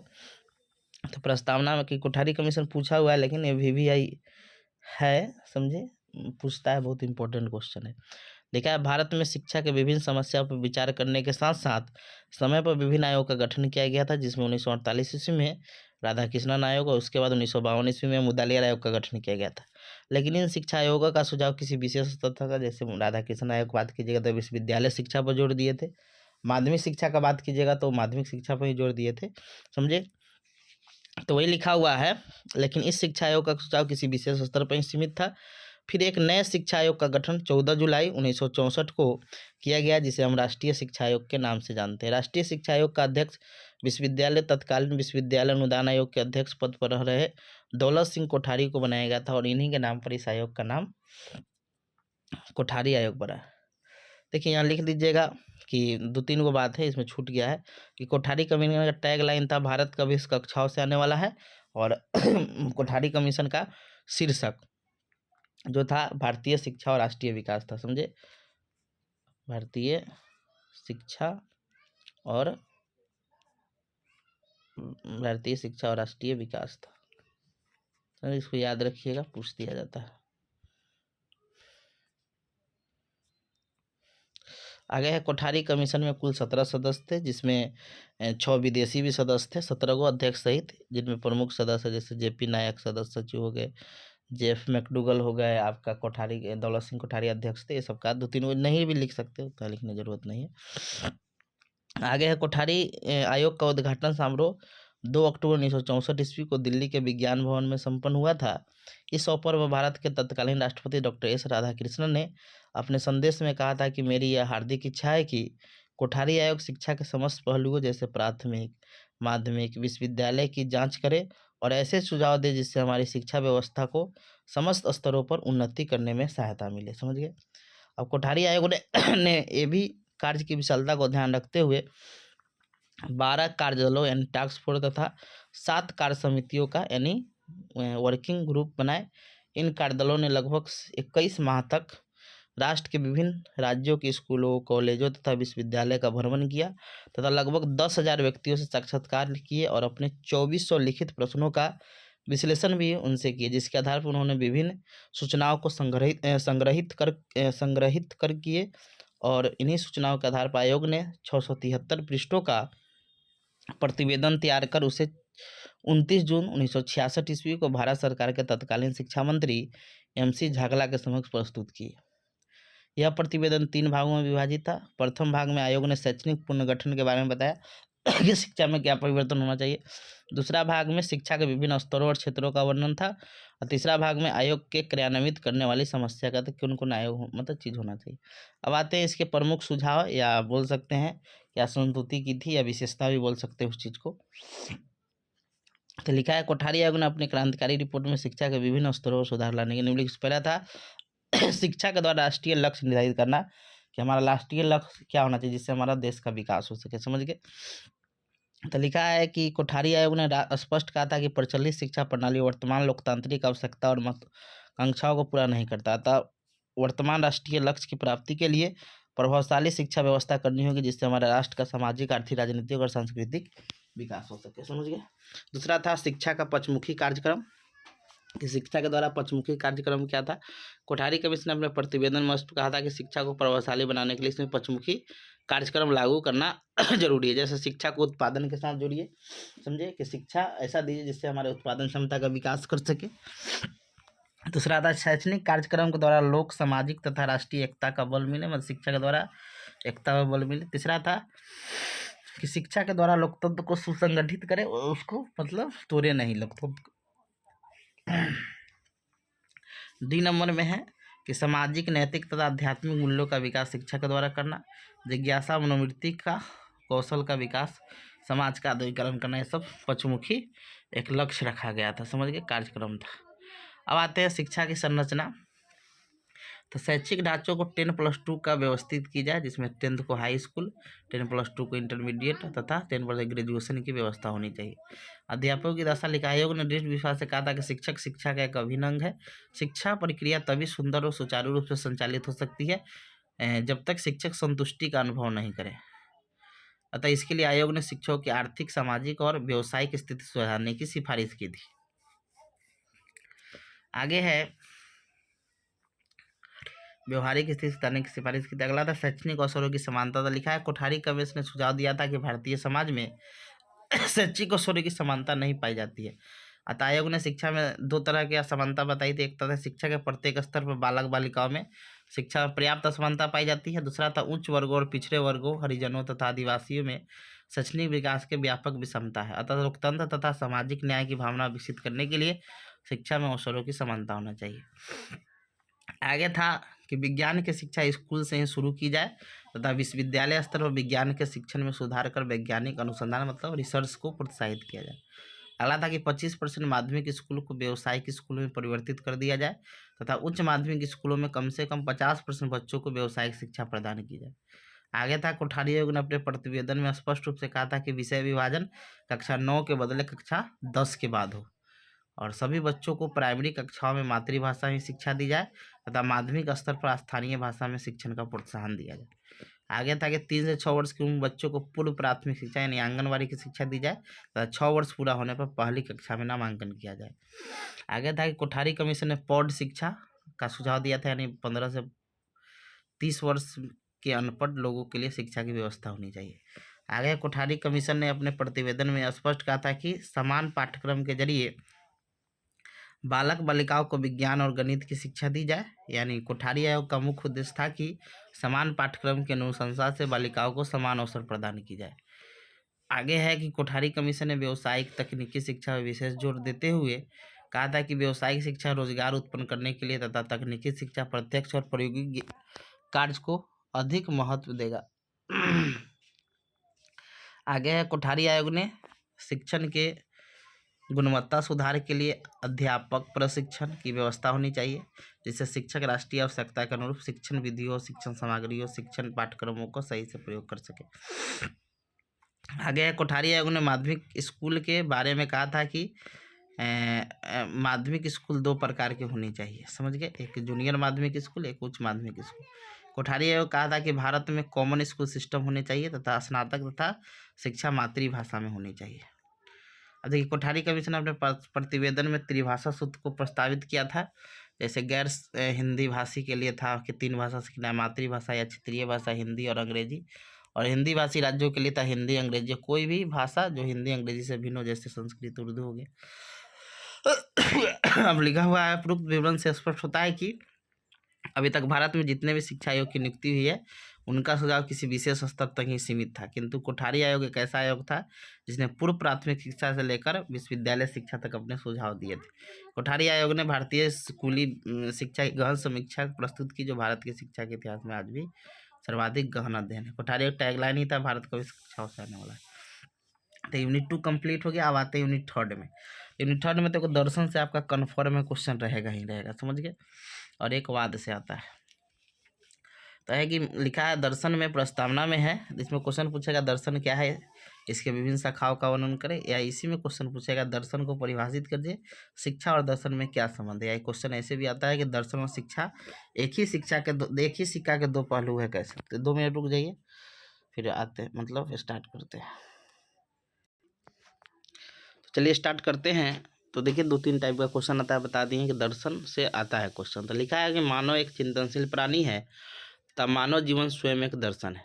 हम जानते हैं कि संसार का प्रत्येक मनुष्य दार्शनिक है, क्योंकि वह जन्म से मृत्यु तक प्रकृति में घटित होने वाली सभी घटनाओं को अनुभव करता है, फिर उस पर चिंतन मनन करता है, और फिर वह किसी न किसी निष्कर्ष पर पहुंचता है, और इन्हीं निष्कर्ष के आधार पर वह अपने विश्वासों, आदर्शों तथा धारणाओं का निर्माण करता है। हम जानते हैं कि दर्शन ही हमारी सत्य के प्रति जिज्ञासा की पूर्ति करता है, अतः मनुष्य के अंदर तथ्यों को जानने की जिज्ञासा, संदेह एवं आत्मिक अशांति रहती है। जैसे कि मनुष्य उसे जान लेता है, उसमें संतुष्टि महसूस होती है, यही दर्शन है। शोपनहार नामक दार्शनिक ने कहे थे कि हर व्यक्ति जमींदार दार्शनिक होता है। अब आते हैं दर्शन का अर्थ। लिखा है दर्शन का शाब्दिक अर्थ, दर्शन अंग्रेजी भाषा के फिलोसफी शब्द का हिंदी रूपांतरण है। फिलोसफी शब्द की उत्पत्ति ग्रीक भाषा के 2 शब्द फिलोस और सोफिया से हुआ, जिसमें फिलोस का अर्थ प्रेम तथा सोफिया का अर्थ ज्ञान है। अर्थात फिलोसफी का शाब्दिक अर्थ हुआ ज्ञान से प्रेम करना, यानी लव ऑफ विजडम, समझे? यानी मानो, अब देखिए बहुत अच्छा बात लिखा है कि दर्शन क्या होता है। तो दर्शन मतलब चिंतन मनन, यही सब चीज़ करना। तो देखिए मानव मन की जिज्ञासा चिंतन को जन्म देती है, और चिंतन जो हमारा है वो दर्शन को जन्म देता है, समझ गए? और देखिए प्लेटो ने अपनी पुस्तक रिपब्लिक में लिखा है कि जो व्यक्ति ज्ञान को प्राप्त करने के साथ साथ नई नई बातों को जानने की रुचि प्रकट करता है तथा वह कभी संतुष्ट नहीं होता है, तो उसे दार्शनिक कहते हैं। अब दर्शन का विशिष्ट अर्थ देखते हैं। तो दर्शन का विशिष्ट अर्थ में लिखा है कि विशिष्ट या अधिक प्रत्यक्ष रूप में दर्शन का अर्थ अमूर्त चिंतन जानने के प्रयास से है, जिसके द्वारा आत्मा, ईश्वर, प्रकृति तथा व्यक्ति के संपूर्ण जीवन का रहस्य जानने के जिज्ञासा से है। जैसे मनुष्य क्या है, इस संसार की प्रकृति क्या है, व्यक्ति संसार में क्यों आया है, समझे? मनुष्य का स्वरूप क्या है, अमूर्त जो चीज़ हमें दिखता नहीं है, ईश्वर क्या है, समझे? ईश्वर का अस्तित्व क्या है, ये सारा जो चीज़ है, समझे? मनुष्य क्यों इस पृथ्वी पर आया, तो ये सारा चीज़ हमारा विशिष्ट अर्थ में आता है। क्या मृत्यु के पश्चात कोई और जन्म होगा, ये सारा जो क्वेश्चन आता है। अब आते हैं दर्शन का व्यापक अर्थ। ये तो आपका संकुचित विशिष्ट अर्थ हो गया। अब आते हैं व्यापक अर्थ। लिखा है दर्शन का व्यापक अर्थ ये होता है कि वे सभी व्यक्ति दार्शनिक है जो सत्य की खोज किसी न किसी रूप में करते हैं। दर्शन के व्यापक अर्थ से ही यह स्पष्ट होता है कि संसार का प्रत्येक व्यक्ति जन्मजात दार्शनिक है, अतः संसार का प्रत्येक व्यक्ति दार्शनिक के रूप में सत्य की खोज करने में उत्सुक है। अब दर्शन की परिभाषा देखते हैं। तो विभिन्न दार्शनिक और शिक्षाविदों ने अपने चिंतन और मनन के आधार पर दर्शन की निम्नलिखित परिभाषा दिए हैं। पहला है रेसल के अनुसार कि अन्य क्रियाओं के समान दर्शन का मुख्य उद्देश्य है ज्ञान की प्राप्ति। दूसरा है फिक्टे के अनुसार कि दर्शन ज्ञान का विज्ञान है। तीसरा है स्पेंसर के अनुसार दर्शन एक सार्वभौमिक विज्ञान के रूप में प्रत्येक से संबंधित है। तो डिफिनीशन है 2-3 आप लिख सकते हैं एग्जाम में, समझ गए? इससे राधा कृष्ण के अनुसार डिफिनीशन है कि दर्शन वास्तविकता के स्वरूप ही की तर्कपूर्ण खोज है। अब आते हैं हम लोग दर्शन की शाखा देखते हैं। तो देखिए 3 गो इसका शाखा है, तत्व मीमांसा, ज्ञान मीमांसा, मूल्य मीमांसा, समझ गए? अब है तीनों क्या? तो देखिए तत्व मीमांसा में क्या होता है, ऐसे लिख सकते हैं कि तत्व मीमांसा दर्शन की वह शाखा है, मतलब दर्शन की वह शाखा, दर्शन शास्त्र की वह शाखा है जिसमें हम कोई भी उसके वास्तविकता और उसके मतलब उसके अस्तित्व का हम अध्ययन करते हैं, जिसमें आपका धर्म शास्त्र आता है, सत्ता शास्त्र आता है, ब्रह्मांड शास्त्र आता है, सृष्टि मतलब इस सृष्टि का सृष्टि शास्त्र आता है, आत्मदर्शन आता है, युगांतर विज्ञान, ये सब आपका तत्व मीमांसा में आता है। ज्ञान मीमांसा में आपका ज्ञान के सिद्धांत, ज्ञान कैसे की प्रकृति क्या है, इस सब ज्ञान की प्रकार, उसकी उद्गम कैसे हुआ, ये सब को जानते हैं। तो इसमें भी लिख सकते हैं कि ज्ञान मीमांसा दर्शन की वह शाखा है जिसमें ज्ञान के प्रकृति, ज्ञान के रहस्य, ज्ञान की उत्पत्ति के बारे में अध्ययन करते हैं। तो ज्ञान को उद्गम, ज्ञान के प्रकार, ज्ञान की विधि, ज्ञान की वैधता, ज्ञान के स्रोत, ये सब का ज्ञान मीमांसा में अध्ययन करते हैं। मूल मीमांसा में वही लिखेगा कि इसमें मूल्य के सिद्धांत, तर्क शास्त्र, नीति शास्त्र, शोधन शास्त्र, ये सब का अध्ययन करते हैं। अब आए धर्मशास्त्र में, इसमें ईश्वर के अस्तित्व का अध्ययन किया जाता है। सत्ता शास्त्र में इसमें जीवन की अंतिम वास्तविकता का अध्ययन किया जाता है। ब्रह्मशास्त्र में इसमें सृष्टि के रहस्यों का अध्ययन किया जाता है। सृष्टि शास्त्र में इसमें ब्रह्मांड के उद्गम के सिद्धांतों का अध्ययन किया जाता है। आत्मदर्शन में इसमें स्वयं के दार्शनिक विश्लेषण के संबंधी अध्ययन किया जाता है, जैसे मैं कौन हूँ। अब दर्शन की विशेषता है कुछ, तो लिखा है दर्शन एक जीवंत शक्ति है। आप में एक जीवंत मतलब जिंदा एक शक्ति है दर्शन आपका। दर्शन एक विस्तृत विचारधारा है अर्थात सभी को निष्पक्ष रूप से सुनने की इच्छा है। दर्शन विचारों की प्राचीनता में मौखिक शाखा है। दर्शन सत्य और वास्तविकता की खोज है। दर्शन विचार प्रणाली के विभिन्न भागों के बीच संबंध दर्शाता है एवं क्रमबद्ध उपागम है। दर्शन एक मानसिक गतिविधि है। दर्शन जीवन और अस्तित्व के बारे में खोज पर आधारित है। दर्शन जीवन का मार्गदर्शक है। दर्शन ज्ञान और बुद्धि के लिए खोज है। दर्शन जीवन के अंतिम लक्ष्यों के उत्तर देता है, अंतिम प्रश्नों का उत्तर देता है। अब आते हैं दर्शन और शिक्षा में संबंध। बहुत VVI क्वेश्चन है, पूछा जाता है, समझ गए। तो देखिए दर्शन में पूछेगा तो पहले इंट्रोडक्शन लिख दीजिएगा दर्शन का, फिर दर्शन और शिक्षा में संबंध बता दीजिएगा। लिखा है दर्शन और शिक्षा के संबंध को समझाने के लिए दर्शन के विभिन्न तत्वों और शिक्षा के विभिन्न घटकों का ज्ञान होना आवश्यक है। महान दार्शनिक रॉस ने दर्शन और शिक्षा में संबंध बताते हुए कहते कि शिक्षा और दर्शन एक ही सिक्का के दो पहलू है, अर्थात दर्शन शिक्षा का सैद्धांतिक पक्ष है तो शिक्षा उसका गतिशील और व्यवहारिक पक्ष है, समझे। यानी शिक्षा जो होता है वो दर्शन को एक व्यवहारिक रूप देता है और दर्शन शिक्षा का एक सैद्धांतिक पक्ष है। यानी दोनों एक दूसरे के पूरक है, नहीं एक के बिना दूसरा अधूरा है। एडमस ने भी शिक्षा और दर्शन में संबंध बताते हुए कहते कि शिक्षा दर्शन का क्रियाशील पक्ष है। अब शिक्षा और दर्शन में निम्नलिखित संबंध है कि शिक्षा लक्ष्य को प्राप्त करने का एक साधन है। दर्शन तथा शिक्षा का एक घनिष्ठ संबंध होता है। यदि दर्शन जीवन को निर्धारित करता है तो शिक्षा उस लक्ष्य को प्राप्त करने का एक साधन है। दूसरा पॉइंट है दर्शन जीवन के उस वास्तविक लक्ष्य को निर्धारित करता है जिसे शिक्षा को प्राप्त करना है। देखिए शिक्षा के द्वारा ही अपने लक्ष्य को प्राप्त करते हैं, समझे। तो ये पॉइंट को एक्सप्लेन कर सकते हैं। तो शिक्षा एक चेतन तथा स्वाभाविक प्रक्रिया है। तीसरा पॉइंट है स्पेंजर ने भी कहा था कि वास्तविक शिक्षा का संचालन वास्तविक दर्शन से ही कर सकते हैं। तीसरा पॉइंट है कि दर्शन शिक्षा के विभिन्न अंगों को प्रभावित करता है। मतलब दर्शन जो है, दार्शनिक का मानना है कि दर्शन का संबंध केवल सूक्ष्म बातों से नहीं है बल्कि शिक्षा का संबंध स्थूल एवं व्यवहारिक से भी है। अब आते हैं चौथा है पॉइंट कि शिक्षा दर्शन का गत्यात्मक साधन है, उसको गतिशील बनाता है, उसको व्यवहारिक रूप देता है, चीज तो पहले ही बताया। पांचवा पॉइंट है कि महान दार्शनिक महान शिक्षा शास्त्री भी हुए हैं।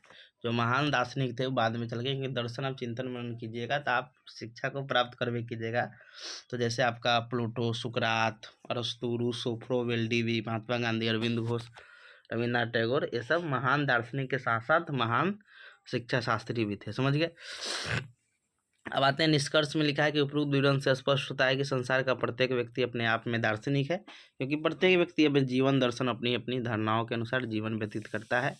हम जानते हैं कि बिना दर्शन के जीवन व्यतीत करना संभव नहीं है। अब तो दर्शन खत्म हो गया। हम जानते हैं कि संसार का प्रत्येक व्यक्ति जमदार दार्शनिक है, समझे। जानते हैं कि संसार का प्रत्येक जमजात दार्शनिक है, क्योंकि वह जन्म से मृत्यु तक प्रकृति में घटित होने वाले सभी घटनाओं को अनुभव करता है, फिर इन अनुभवों के आधार पर चिंतन मनन करता है, फिर वह किसी न किसी निष्कर्ष पर पहुंचता है। अब देखिए अब पढ़ना है प्रकृतिवाद और प्रयोजनवाद, दो गो आपका दिए हैं, समझ गए। अब देखिए प्रयोजनवाद प्रकृतिवाद, देखिए सब में वाद में आपका उसका फॉर्मेट देखिएगा तो प्रस्तावना आएगा, फिर उसके बाद उसका अर्थ परिभाषा जो भी है देना है दे सकते हैं, समझे। उसका मूल सिद्धांत आपका आएगा, क्या उसका मूल सिद्धांत होना चाहिए, तो छोड़ सकते हैं। मेन इसका आप आ सकते हैं कि शिक्षा का उद्देश्य क्या है, समझे। फिर आ सकते हैं आप इसके पाठ्यक्रम क्या है, शिक्षक, ये सब में प्रयोजनवाद में विषय में ही फॉर्मेट मिलेगा, तो कुछ कुछ अंदर मिलेगा, तो हम उसी चीज़ को मेन देखेंगे, समझे। कोई भी वाद आए सबका फॉर्मेट वही होता है, समझे। तो प्रकृतिवाद को पहले देखेंगे, फिर प्रयोजनवाद को देखेंगे। तो लिखा है प्रकृतिवाद एक अत्यंत प्राचीन दर्शन है, समझे।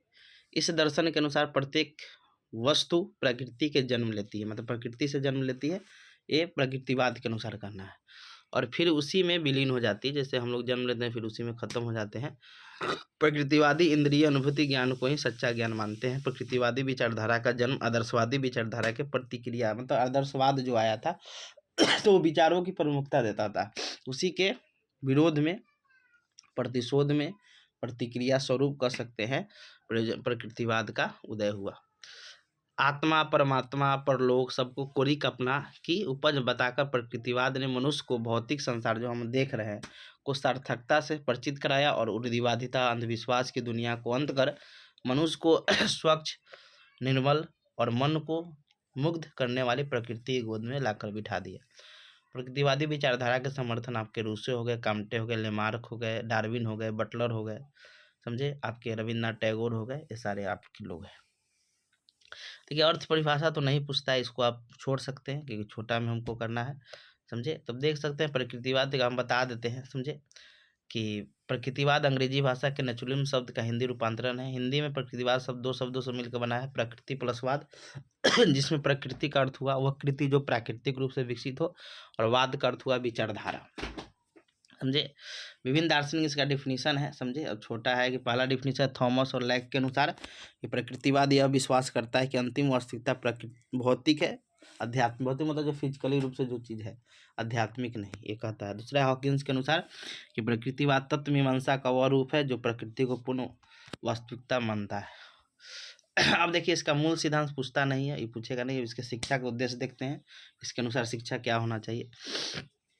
तब प्रकृतिवादी के अनुसार शिक्षा बाल केंद्रित होना चाहिए। शिक्षा ऐसा होना चाहिए जो प्रकृति का अनुसरण करते हैं, मतलब नेचर का अनुसरण करे, समझे। तीसरा है प्रकृतिवादी पुस्तकीय शिक्षा का विरोध करते हैं और सीखने वाले पर वो करके सीखने पर जोर देते हैं। तीसरा है प्रकृतिवादी के अनुसार शिक्षा इंद्रिय प्रशिक्षण से प्राप्त होनी चाहिए, मतलब जो हमारा 5 सेंस ऑर्गन है।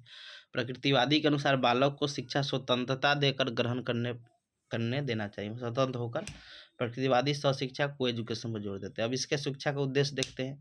तो शिक्षा का उद्देश्य ऐसा होना चाहिए जो छात्र के जीवन संघर्ष के लिए प्रस्तुत करे। डार्विन का भी है कि जीवन संघर्ष के लिए तैयार कीजिए। प्रसिद्ध प्राणी शास्त्री डार्विन का भी कथन है कि संसार के प्रत्येक प्राणी को अपना अस्तित्व बनाए रखने के लिए संघर्ष करना पड़ता है। दूसरा है शिक्षा का उद्देश्य ऐसा होना चाहिए जो व्यक्तित्व का स्वतंत्र विकास कर सके। तीसरा है शिक्षा ऐसी होनी चाहिए जो वातावरण के साथ अनुकूलन करने के योग्य बनाए। शिक्षा का उद्देश्य भी होनी चाहिए जिससे सभ्यता का विकास हो गया, आपकी संस्कृति सभ्यता का विकास हो सके। शिक्षा का उद्देश्य भी होनी चाहिए कि छात्रों को अवकाश का सदुपयोग कैसे करना है, मतलब जो छुट्टी है उसका। प्रकृतिवाद के अनुसार पाठ्यक्रम देखते हैं। तो लिखा है प्रकृतिवादी पाठ्यक्रम अनुसार निम्नलिखित लिखकर लिखिएगा। प्रकृतिवादी पाठ्यक्रम विस्तृत और जीवन से संबंधित होना चाहिए। दूसरा बाल केंद्रित होना चाहिए। पाठ्यक्रम आपका मनोवैज्ञानिक सिद्धांत पर आधारित होना चाहिए। पाठ्यक्रम में धार्मिक शिक्षा कोई मतलब स्थान नहीं होना चाहिए। पाठ्यक्रम ऐसा होना चाहिए जो बालक के जीवन उपयोगी क्रियाओं पर, तो ये सब इसका उद्देश्य है, पाठ्यक्रम में होना चाहिए चीज। आगे इसकी शिक्षण विधि, तो शिक्षण विधि में हम करके सीख रहे हैं। ये देखिए बहुत अच्छा प्रकृतिवाद है। अनुभव द्वारा सीखना, खेल द्वारा सीखना, समझे। निरीक्षण विधि, प्रत्यक्ष विधि, क्रिया विधि, नकारात्मक विधि जो रूसो द्वारा दिया गया नेगेटिव मेथड, तो ये सब मेथड है शिक्षण विधि उसका, समझ गए।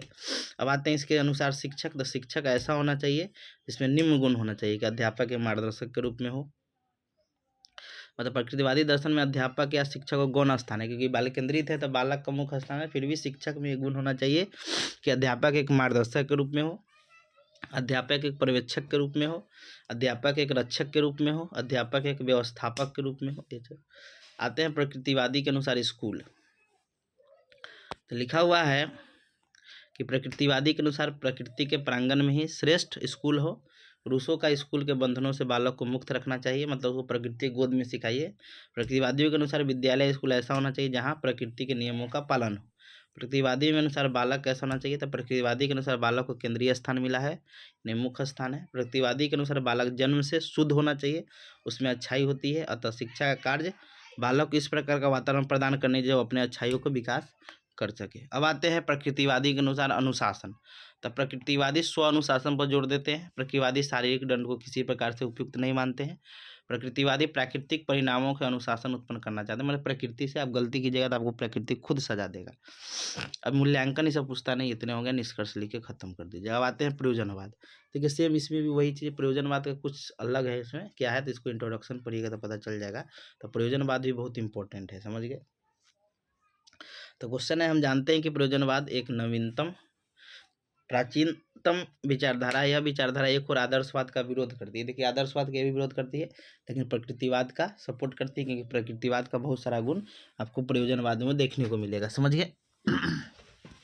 तो ये लिखा है कि आदर्श मतलब यह विचारधारा एक और आदर्शवाद का विरोध करती है, तो वही दूसरी ओर प्रकृतिवादी विचारधारा का समर्थन करती है। प्रयोजनवाद एक तरह का मानवतावादी दर्शन है और इसके अनुसार मनुष्य अपनी क्रिया के बीच में अपने मूल्यों का निर्धारण करता है, ये जैसे हम कर रहे हैं उसी के अनुसार नहीं, व्यवहार को ज़्यादा महत्व देता है प्रयोजनवाद। प्रयोजनवाद एक आधुनिक अमेरिकी जीवन दर्शन है। यह अमेरिकी राष्ट्र के जीवन तथा विचार का प्रतिनिधित्व करता है। प्रयोजनवाद को हम कुछ नाम जैसे प्रयोगवाद, फलवाद, व्यवहारवाद, उपयोगितावाद आदि नामों से भी जानते हैं। प्रयोजनवादी विचारधारा के समर्थन में आपके आते हैं Charles Sanders, Peirce, William James, John Dewey, doctor सीलर आदि। ज़्यादा इनका नाम है आपका जॉन डेवी का आता है। इसमें प्रोजेक्ट विधि का जो देन है वो प्रयोजनवादियों का ही है। अब आते हैं प्रयोजनवाद का अर्थ एवं परिभाषा। तो लिखा है प्रयोजनवादी अंग्रेजी भाषा के प्रैग्मेटिक शब्द का हिंदी रूपांतरण है। प्रैग्मेटिक शब्द की उत्पत्ति लैटिन भाषा के प्रैग्मेटिकस शब्द से हुआ है, जिसका अर्थ होता है व्यावहारिकता। अर्थात प्रैग्मेटिज्म यानी प्रयोजनवाद वह दर्शन है जिसके अनुसार सिद्धांतों की सत्यता का निर्णय वस्तुओं के तथ्यों के व्यवहारिक परिणामों के आधार पर होती है, मतलब उसका क्या आ रहा है रिजल्ट उसके आधार पर। अब इसका डिफिनीशन एक दो को याद रख सकते हैं, समझे। जैसे जेम्स वी प्रेटे के अनुसार डिफिनीशन है कि प्रयोजनवाद हमें अर्थ का सिद्धांत, सत्य का सिद्धांत, ज्ञान का सिद्धांत और वास्तविकता का सिद्धांत देता है। दूसरा डिफिनीशन है विलियम जेम्स के अनुसार कि प्रयोजनवाद मस्तिष्क का स्वभाव एवं दृष्टिकोण है, यह सत्य और विचारों की प्रकृति की खोज है। और प्रयोजनवाद के अनुसार शिक्षा कैसा होना चाहिए, तो प्रयोजनवाद के अनुसार शिक्षा ऐसी होनी चाहिए जो मनुष्य को वे सब क्षमताएं विकसित करें जिनसे वो अपने प्राकृतिक और सामाजिक वातावरण में समायोजन कर सके तथा अपने अनुभवों के आधार पर अपने उसमें परिवर्तन कर सके। इसके अनुसार उद्देश्य देखते हैं तो प्रयोजनवाद के अनुसार शिक्षा का उद्देश्य ऐसा होना चाहिए जिससे बालक का सर्वांगीण विकास हो। शिक्षा का उद्देश्य ये हो जिससे छात्र नवीन मूल्यों का रचना कर सके। शिक्षा का उद्देश्य ये भी होना चाहिए कि जिससे बच्चों की इच्छाओं पूर्ण हो सके। चौथा है गतिशील एवं लचीले मस्तिष्क का विकसित करना भी शिक्षा का उद्देश्य होना चाहिए प्रयोजनवादी के अनुसार। प्रयोजनवादी में शिक्षा के उद्देश्यों में पूर्व निश्चित किए गए उद्देश्यों का विरोध करता है। नहीं, बच्चा के अनुसार उद्देश्य निश्चित कीजिए, मतलब शिक्षा का उद्देश्य भी होना चाहिए जिससे बच्चों में समाजिक, उसी को पॉइंट के रूप में लिख दिया गया, नवीन मूल्यों की रचना, इच्छाओं की पूर्ण करना, गतिशील एवं लचीला मस्तिष्क का विकास, सामाजिक कुशलता, छात्रों का सर्वांगीण विकास, ये सब पॉइंट। अब आते हैं इसके अनुसार पाठ्यक्रम। तो पाठ्यक्रम जो होना चाहिए, तो पहला सिद्धांत है उपयोगिता के सिद्धांत पर आधारित होना चाहिए, मतलब उपयोग होना चाहिए भविष्य में। दूसरा है रुचि बच्चों के अनुसार होना। तीसरा है क्रिया आधारित होने, बच्चों को उसमें क्रिया करने पर जोर दिया जाना चाहिए। अगला है अनुभव का सिद्धांत, मतलब अनुभव पर आधारित होना चाहिए। तो ये सब आधार पर आप पाठ्यक्रम का निर्माण कर सकते हैं। अब आते हैं इसके अनुसार शिक्षण विधि। तो शिक्षण विधि में निम्न विधियाँ है, जैसे अनुभव द्वारा सीखना, करके सीखना, समस्या समाधान विधि, प्रोजेक्ट विधि, क्रिया विधि, समझे। ये सब आपका आधुनिक विरोधी है। प्रयोजनवादी परंपरागत विधि का विरोध करता है और आधुनिक विधि को महत्व देता है। अब आते हैं हम लोग प्रयोजनवाद के अनुसार शिक्षक। तो प्रयोजनवादी के अनुसार शिक्षक को ज्ञान विज्ञान से परिपूर्ण, अनुभवी, क्रियाशील तथा परिश्रमी होना चाहिए तथा शिक्षकों में बाल मनोविज्ञान का ज्ञान भी होना चाहिए, क्योंकि जब तक वो बालकों की रुचि, आवश्यकता, व्यवहार की जानकारी नहीं रखेंगे तब तक वो एक बच्चे को पथ प्रदर्शक एवं निरीक्षक नहीं कर सकते। अब आते हैं इसके अनुसार छात्र या बालक। तो प्रयोजनवादियों के अनुसार विद्यार्थी की सबसे महत्वपूर्ण है कि उसका प्रमुख उद्देश्य बालक के व्यक्तित्व का संपूर्ण विकास करना है, अर्थात प्रयोजनवादी बाल केंद्रित शिक्षा का समर्थन करते हैं। प्रयोजनवादी ने यह स्वीकार किया है कि बालक को अपने अनुभव के आधार पर वातावरण परिवर्तन कर सकता है। अब आते हैं इसके अनुसार अनुशासन। तो प्रयोजनवादी शारीरिक अनुशासन का एवं बाह्य अनुशासन का विरोध करते हैं। प्रयोजनवादी सामाजिक अनुशासन में जोर दिया है, और यह सामाजिक अनुशासन सामाजिक परिवेश में सामूहिक और प्रयोजन क्रियाओं से सक्रिय भाग लेने से उत्पन्न हुआ। अब आते हैं प्रयोजनवादी के अनुसार विद्यालय। तो प्रयोजनवादियों के अनुसार विद्यालय एक सामाजिक संस्था है जहाँ पर जीवन संबंधी सभी व्यवहारिक क्रियाकलापों को जॉन डीवी ने विद्यालय का समाज का समय नहीं समाज का लघु रूप का मिनिएचर ऑफ सोसाइटी।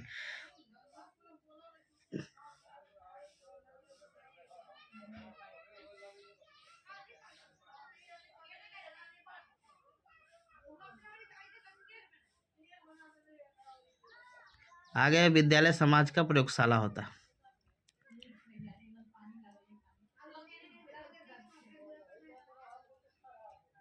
अब निष्कर्ष लिखा है कि उपरोक्त विवरण से स्पष्ट होता है कि आधुनिक वैज्ञानिक युग में प्रयोजनवादी दर्शन ने हमारे दिन प्रतिदिन के जीवन तथा शिक्षा दोनों के क्षेत्र में परिवर्तन लाने में अपना महत्वपूर्ण योगदान दिया। हम ये भी जानते हैं कि प्रयोजनवादी शिक्षा के क्षेत्र में सराहनीय योगदान रखा है।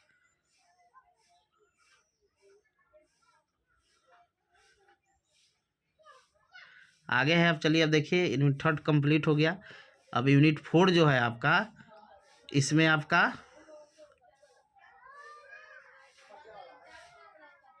अब आपका विवेकानंद के जो इसमें जो पूछा जाता है वो क्वेश्चन आता है आपका थिंकर से, इंडियन थिंकर और विदेशी थिंकर, समझे। अब देखिए कोई भी थिंकर पूछेगा, देखिए मेन उसका इंट्रोडक्शन जो जीवन अवधि जीवन परिचय वही इंपॉर्टेंट, बाद बाकी सब में उसी में भी आपका शिक्षण विधि पाठ्यक्रम अनुशासन यही सब आपका आएगा, समझे। तो लिखा है विवेकानंद के शैक्षिक विचारों का वर्णन, समझे।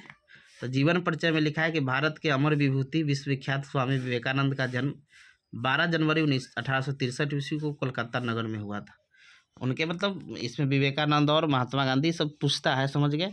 और विदेशी थिंकर में जॉन डीवी हो गया, रूसो हो गया, यही सब पूछता है। तो थोड़ा थोड़ा सबके बारे में बता देते हैं जीवन परिचय, बाद बाकी आप लिख सकते हैं, समझ गए। फिर यूनिट 5 होगा, खत्म हो जाएगा आपका, समझ गए। तो लिखा है कि भारत के अमर विभूति विश्वविख्यात स्वामी विवेकानंद का जन्म 12 जनवरी 1863 को कोलकाता नगर में हुआ था। इनके पिता श्री विश्वनाथ दत्त कोलकाता के एक प्रसिद्ध वकील थे। सन्यासी बनने से पहले विवेकानंद का नाम नरेंद्र दत्त था। विवेकानंद जाति के क्षत्रिय थे।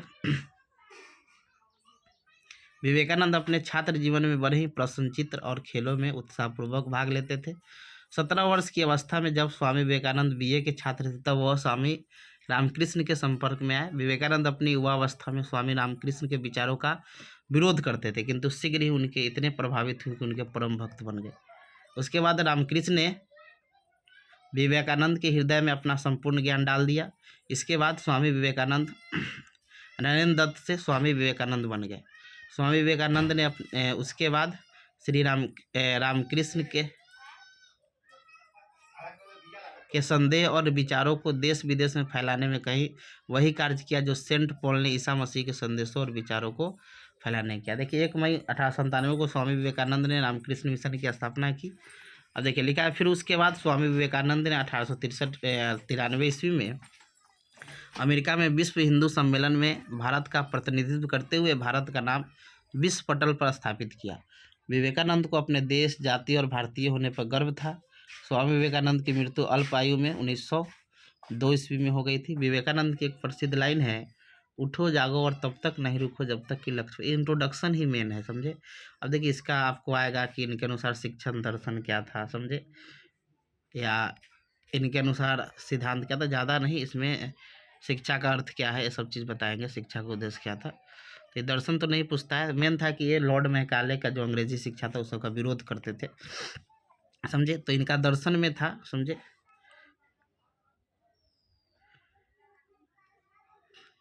तो देखिए इनके शिक्षा दर्शन में था कि स्वामी विवेकानंद मैकाले द्वारा प्रचलित तत्कालीन अंग्रेजी शिक्षा पद्धति का विरोधी थे। वो ऐसी शिक्षा चाहते हैं जिससे बालक का सर्वांगीण विकास हो। आगे है कि स्वामी विवेकानंद जी सैद्धांतिक शिक्षा की तुलना में व्यवहारिक शिक्षा पर अधिक बल देते थे। स्वामी विवेकानंद ध्यान को केंद्रित करने के लिए शक्ति के विकास पर बल देते हैं। आगे है कि मानव की प्रकृति आध्यात्मिक और वह ईश्वर को सर्वश्रेष्ठ रचना है। तो ये सारा इनका शिक्षा दर्शन था। अब इनका हम आएंगे शिक्षा इनके अनुसार कैसा था। इनके अनुसार शिक्षा का अर्थ क्या था। तो स्वामी विवेकानंद के अनुसार शिक्षा कर दिया था कि मनुष्य के मस्तिष्क को में निहित शक्तियों को पूर्ण प्रकटीकरण करने की शिक्षा है। शिक्षा के अर्थ ही व्याख्या स्वामी जी ने विशेष संदर्भ में लिखा है। उनका मानना है कि जो मनुष्य कहता है कि मुझे कुछ नहीं सीखना है तो समझ लो कि वो मृत्यु के राह पर। स्वामी विवेकानंद मानते हैं कि शिक्षा विकास की प्रक्रिया है। अब आते हैं शिक्षा के उद्देश्य। अब देखिए शिक्षा का उद्देश्य क्या होना चाहिए, तो पॉइंट वाइज बता देते हैं, एक्सप्लेन कर लीजिए। जैसे शारीरिक विकास होना चाहिए, सब में तो यही है, सबके शिक्षा के उद्देश्य में यही मिलेगा। फिर मानसिक और बौद्धिक विकास हो गया, फिर उसके बाद चरित्र निर्माण हो गया, फिर धार्मिक विकास हो गया, समझे, ये सब चीज़ है। अब आते हैं इसकी प्रमुख रचना, तो पूछेगा नहीं। अब आते हैं इनके अनुसार पाठ्यक्रम। तो देखिए शिक्षा के संबंध में विवेकानंद का एक स्टेटमेंट भी है कि जितना बड़ा संघर्ष होगा उतना बड़ा आपका शानदार जीत भी होगा। अब पाठ्यक्रम के बारे में क्या कहते हैं स्वामी विवेकानंद जी, कि स्वामी जी जब पाठ्यक्रम की बात करते तो मानते हैं कि मनुष्य एक सामाजिक प्राणी है। इसीलिए स्वामी जी पाठ्यक्रम निर्माण का आधार धर्म, लौकिक विषय तथा आध्यात्मिक विषय होना चाहिए, जो पनून का पूर्ण मनुष्य बनाए, मनुष्य को पूर्ण मनुष्य। शिक्षण विधि में है जैसे योग विधि का प्रयोग करना, ज्ञान अर्जित करने के लिए विचार विमर्श, व्याख्यान, उपदेश, तर्क विधि का उपयोग करना, मन को केंद्रित करने के लिए केंद्रीकरण विधि। चौथा है शिक्षक में गुणों और आदर्शों का अनुकरण करने हेतु अनुकरण विधि का प्रयोग। पांचवा है छात्रों को सुझाव देने के लिए व्यक्तिगत निर्देशन और परामर्श विधि। अब आते हैं छात्र में। स्वामी जी के अनुसार छात्र निम्न प्रकार का होना चाहिए। छात्र को शरीर और मन से बलवान होना चाहिए। विद्यार्थी में सत्य को जानने की प्रबल इच्छा होनी चाहिए। अगला है छात्र के अंदर इच्छा शक्ति और ध्यान केंद्रित करने का क्षमता होना चाहिए। चौथा है कि विद्यार्थी को विद्या प्रेमी, विवेकशील, विचारशील, कर्तव्यशील होना चाहिए। शिक्षक में गुण है कि स्वामी जी के अनुसार शिक्षक में निम्न गुण होना चाहिए जो निम्नलिखित है। शिक्षक को आध्यात्मिक दृष्टि से परिपक्व होना चाहिए। शिक्षक को पवित्र और ब्रह्मचार्य पूर्ण होना चाहिए। शिक्षक को दंड विरोधी होना चाहिए, मतलब दंड विरोध प्रवृत्ति का नहीं होना चाहिए। शिक्षक को एक अच्छा मनोवैज्ञानिक होना चाहिए जिससे वो छात्रों को पूर्ण रूप से जान सके। शिक्षक में त्याग, साहस, विश्व बंधुत्व का गुण होना चाहिए।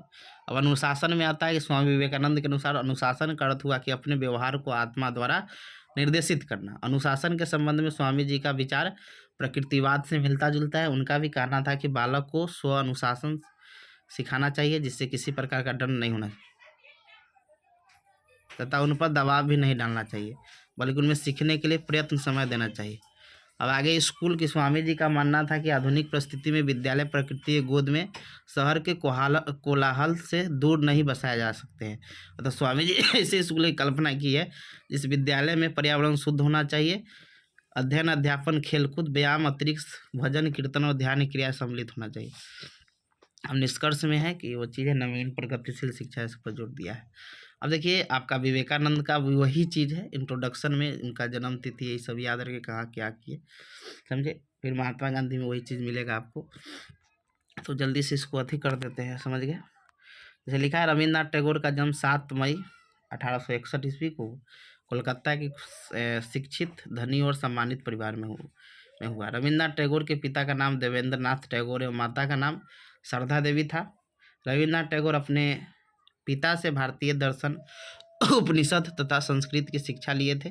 दूसरे विषय में शिक्षा के लिए उन्हें सेमिनरी तथा बंगला एकेडमी में जाना पड़ता था। उन्होंने रूढ़िवादी शिक्षा का भी विरोध किया था।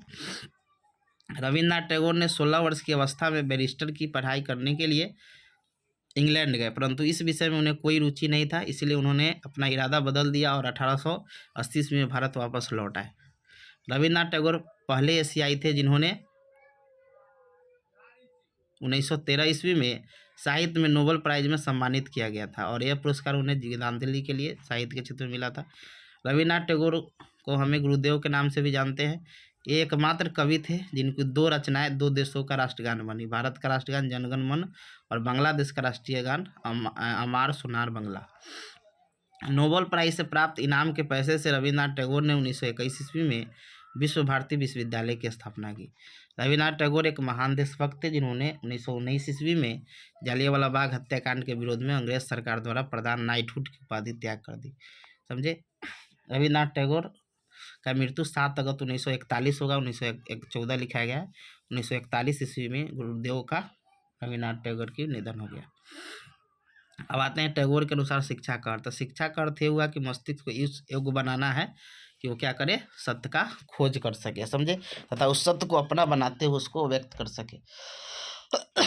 इनके अनुसार उद्देश्य जो था कि बच्चों का शारीरिक, सबके उद्देश्य वही शारीरिक मानसिक यही आएगा, बौद्धिक विकास, बौद्धिक विकास हो गया, फिर है नैतिक और आध्यात्मिक विकास, सामाजिक विकास, अंतर्राष्ट्रीय भावना का विकास, विश्व बंधुत्व की भावना का विकास, ऐसा है। पाठ्यक्रम क्या होना चाहिए, तो पाठ्यक्रम में विषय था कि जैसे भाषा, साहित्य, इतिहास, भूगोल, प्रति अध्यापन, धर्मशास्त्र, नीति शास्त्र, विज्ञान, गणित आदि का शिक्षा दी जानी चाहिए। क्रिया में भ्रमण, चित्रकला, हस्तकला, बागवानी, नृत्य, नाटक, कृषि आदि पर जोर दिया जाना चाहिए। अन्य क्रिया में खेलकूद, समाज सेवा, छात्र स्व अनुशासन आदि पर बल दिया जाना चाहिए। अब आते हैं टैगोर के अनुसार शिक्षण विधि। अब टैगोर के अनुसार निम्न प्रकार का शिक्षण विधि होना चाहिए, जैसे भ्रमण से शिक्षण, लिखा है कि टैगोर के अनुसार भ्रमण से शिक्षण सर्वोत्तम विधि है। उनका विश्वास था कि भ्रमण तथा यात्राओं से इतिहास, भूगोल और अन्य सामाजिक विषयों को अच्छी प्रकार से पढ़ाया जा सकता है। वाद विवाद का प्रश्नोत्तर विधि है। फिर क्रिया विधि है, क्रिया करके भी हम चल सकते हैं। अब इनके अनुसार अनुशासन था कि टैगोर रूढ़िवादी स्कूलों को अनुशासन के विरोध में एक कठोर अनुशासन का समर्थन नहीं करते। टैगोर आत्मनिर्धारित अनुशासन में विश्वास रखते थे। टैगोर ने कहा है कि अनुशासन कोई ऐसी चीज नहीं है जो बाहर से डाली जाए, बल्कि ऐसी चीज है जिसके अंदर में विकास हो। टैगोर के अनुसार अध्यापक या शिक्षक, टैगोर ने अध्यापक को महत्वपूर्ण स्थान प्रदान किया है। उनका कार्य विद्यार्थियों का मार्गदर्शन करना है तथा उन्हें अभिप्रेरित करना है। शिक्षक ऐसा होना चाहिए जो बालक की भावनाओं, रुचियों और व्यक्तियों को समझे। एक दीपक दूसरे दीपक को तब तक प्रकाशित नहीं कर सकता है जब तक अपनी ज्योति को प्रज्वलित न कर सके। इसीलिए शिक्षक को स्वयं हमेशा सीखते रहना चाहिए। टैगोर के अनुसार बालक क्या था, तो टैगोर के अनुसार बालक आज्ञाकारी, अनुशासन प्रिय, सौंदर्य के प्रति लगाव, तपस्या, साधना, वैज्ञानिक दृष्टिकोण, आचरण, स्वतंत्र चिंतन वाला होना चाहिए। इसके अलावा टैगोर के अनुसार बालक ब्रह्मचर्य का भी पालन करना चाहिए। अब आते हैं टैगोर के अनुसार स्कूल या विद्यालय। लिखा रविन्द्रनाथ टैगोर के अनुसार विद्यालय राष्ट्र के सच्चे प्रतिनिधित्व करने वाला चाहिए और इनमें राष्ट्र की सभ्यता और संस्कृति की शिक्षा की व्यवस्था होनी चाहिए। इसके अलावा टैगोर चाहते थे कि विद्यालय कोलाहल से दूर प्रकृति के गोद में स्थित होनी चाहिए। और निष्कर्ष है कि उपरोक्त विवरण से स्पष्ट होता है कि टैगोर के द्वारा भारत ने विश्व को मानवता का संदेश दिया है। रविन्द्रनाथ टैगोर ने साहित्य, दर्शन, कला में महत्वपूर्ण योगदान दिया है। अब आते हैं महात्मा गांधी के शैक्षिक विचार को देखते हैं। तो देखिए इसमें भी वही याद रखिएगा, लिखा है कि विश्व के महानतम राजनीतिज्ञ, दार्शनिक एवं बहुत बड़े शिक्षा शास्त्री तथा भारत के राष्ट्रपिता श्री मोहनदास करमचंद गांधी का जन्म 2 अक्टूबर 1869 ईस्वी को गुजरात के जिले के काठियावाड़ नामक स्थान पर हुआ था। उनके पिता श्री करमचंद गांधी उस समय पोरबंदर में दीवान थे, जिनकी माता का नाम पुतलीबाई थी, जो एक धार्मिक और निष्ठावान नारी थी। 13 वर्ष की आयु में गांधी जी का विवाह कस्तूरबा गांधी से 1882 ईस्वी में हुआ। गांधी जी कानून की शिक्षा प्राप्त करने के लिए 1888 ईस्वी में इंग्लैंड चले गए। वहाँ फिर कानून की शिक्षा प्राप्त कर 1891 ईस्वी में भारत वापस लौटे। शेख अब्दुल्ला नामक व्यापारी की मुकदमे के सिलसिले से गांधी जी 1893 ईस्वी में दक्षिण अफ्रीका गए और वहाँ पर गांधी जी ने अपना पहला सत्याग्रह का प्रयोग 1906 ईस्वी में किया। फिर 1915 ईस्वी में गांधी जी दक्षिण अफ्रीका से वापस भारत आ गए और वहाँ पर उन्होंने भारतीय राजनीति में प्रवेश किया और भारतीय राजनीति को एक नया मोड़ दिया। गांधी जी ने अपना दूसरा सत्याग्रह और भारत का पहला सत्याग्रह का प्रयोग चंपारण सत्याग्रह के रूप में 1917 ईस्वी में बिहार के चंपारण जिले में नीलहे किसान तिनकठिया पद्धति से परेशान थे। उन्होंने गांधी जी ने उसे मुक्ति दिलाई। उसके बाद 1919 ईस्वी में जालियांवाला बाग हत्याकांड, रॉलेट एक्ट और खिलाफत आंदोलन के विरोध में उन्होंने 1920 ईस्वी में असहयोग आंदोलन प्रारंभ किया। गांधी जी का सबसे बड़ा सहयोग 1942 ईस्वी में भारत छोड़ो आंदोलन में था। उन्हीं के नेतृत्व में भारत छोड़ो आंदोलन हुआ। 1947 में भारत देश को आज़ाद कराने में उनकी महत्वपूर्ण भूमिका थी। गांधी जी की हत्या 30 जनवरी 1948 ईस्वी को दिल्ली में नाथूराम गोडसे द्वारा कर दिया गया। उसी क्षण विश्व की यह महान विभूति हमारे बीच से उठकर चली गई। अब गांधी जी का शिक्षा दर्शन। लिखा, गांधी जी का शिक्षा दर्शन उनके दक्षिण अफ्रीका, इंग्लैंड और भारत में मिले अनुभव पर आधारित था। गांधी जी एक महान राजनीतिक स्वतंत्रता सेनानी, समाज सेवक और उच्च कोटि के शिक्षा शास्त्री थे। उनका दृढ़ विश्वास था कि शिक्षा ही एक ऐसा माध्यम है जिससे भारतीय समाज उन्नति कर सकता है। उन्होंने बार बार इस बात पर बल दिया था कि साक्षरता न तो शिक्षा का अंत है और न ही आरंभ है, यह केवल साधन है जिसके द्वारा व्यक्ति को शिक्षित किया जाता है। समझे? गांधी जी ने भारतीय शिक्षा को द ब्यूटीफुल ट्री कहा था। करते हुए कहा था कि भारतीय शिक्षा सरकार के बजाय समाज के अधीन है, यानी सर्वोदय शिक्षा की बात करते थे। महात्मा गांधी ने शिक्षा को 3H का कॉन्सेप्ट दिया था, यानी हेड, हैंड और हार्ट। अब इसका शिक्षा का अर्थ हम लोग देखते हैं महात्मा गांधी के अनुसार। तो शिक्षा के बारे में महात्मा गांधी का कहना था कि शिक्षा ऐसी होनी चाहिए जिससे बालक के शारीरिक, मस्तिष्क और आत्मा में जो कुछ भी सर्वोत्तम है उसे समग्र रूप से अभिव्यक्त करना है, अर्थात बालक का शारीरिक, मानसिक, बौद्धिक और आध्यात्मिक गुणों का विकास हो सके। अब आते हैं शिक्षा का उद्देश्य देखते हैं, तो सब में वही आएगा, चारित्रिक, नैतिक, शारीरिक, मानसिक जीविकोपार्जन का उद्देश्य, आध्यात्मिक विकास, सांस्कृतिक विकास, सबका शिक्षा के उद्देश्य में वही मिलेगा आपको। नागरिकता का विकास, सर्वोदय शिक्षा का स्थापना, व्यवहारिक और आर्थिक विकास, मुक्ति का उद्देश्य। अब इनके अनुसार पाठ्यक्रम देखते हैं, तो पाठ्यक्रम में ये लोग बुनियादी शिक्षा आप लोग पढ़े होंगे गांधी जी का, तो उसमें क्रिया प्रधान पाठ्यक्रम की बात करते हैं। गांधी जी ने हस्तकला के विषय को पाठ्यक्रम में जोड़ने की बात करते हैं। इसके अलावा सामाजिक अध्ययन, गणित, सामान्य विज्ञान, स्वास्थ्य विज्ञान, शारीरिक शिक्षा आदि पाठ्यक्रम को शामिल करना चाहते हैं मातृभाषा में, शिक्षा में मातृभाषा में। आगे शिक्षण विधि में क्रिया विधि, मौखिक विधि, अनुकरण विधि, सहयोग विधि, सहसंबंध विधि, ये सब है। अनुशासन में है कि गांधी जी दमनात्मक एवं शारीरिक दंड के रूप में अनुशासन के विरोधी है। गांधी जी का मानना है कि अनुशासन आत्मा के ऊपर आधारित हो तो वह अच्छा अनुशासन होता है, उसमें छात्रों की सर्वांगीण विकास हो। अब आते हैं शिक्षक में, तो शिक्षक में निम्न गुणों की कल्पना गांधी जी करते हैं। शिक्षक में अपने विषय का पूर्ण ज्ञान होना चाहिए। शिक्षक के द्वारा छात्रों में स्व अध्ययन के लिए अधिक प्रोत्साहित करें। शिक्षक के ऊपर छात्रों के इतना विश्वास होना चाहिए कि उसके समक्ष स्वयं की स्वतंत्रता अभिव्यक्त कर सके। छात्र है, गांधी जी ने छात्र के संबंध में निम्नलिखित विचार दिए हैं कि छात्र को ब्रह्मचारी होना चाहिए।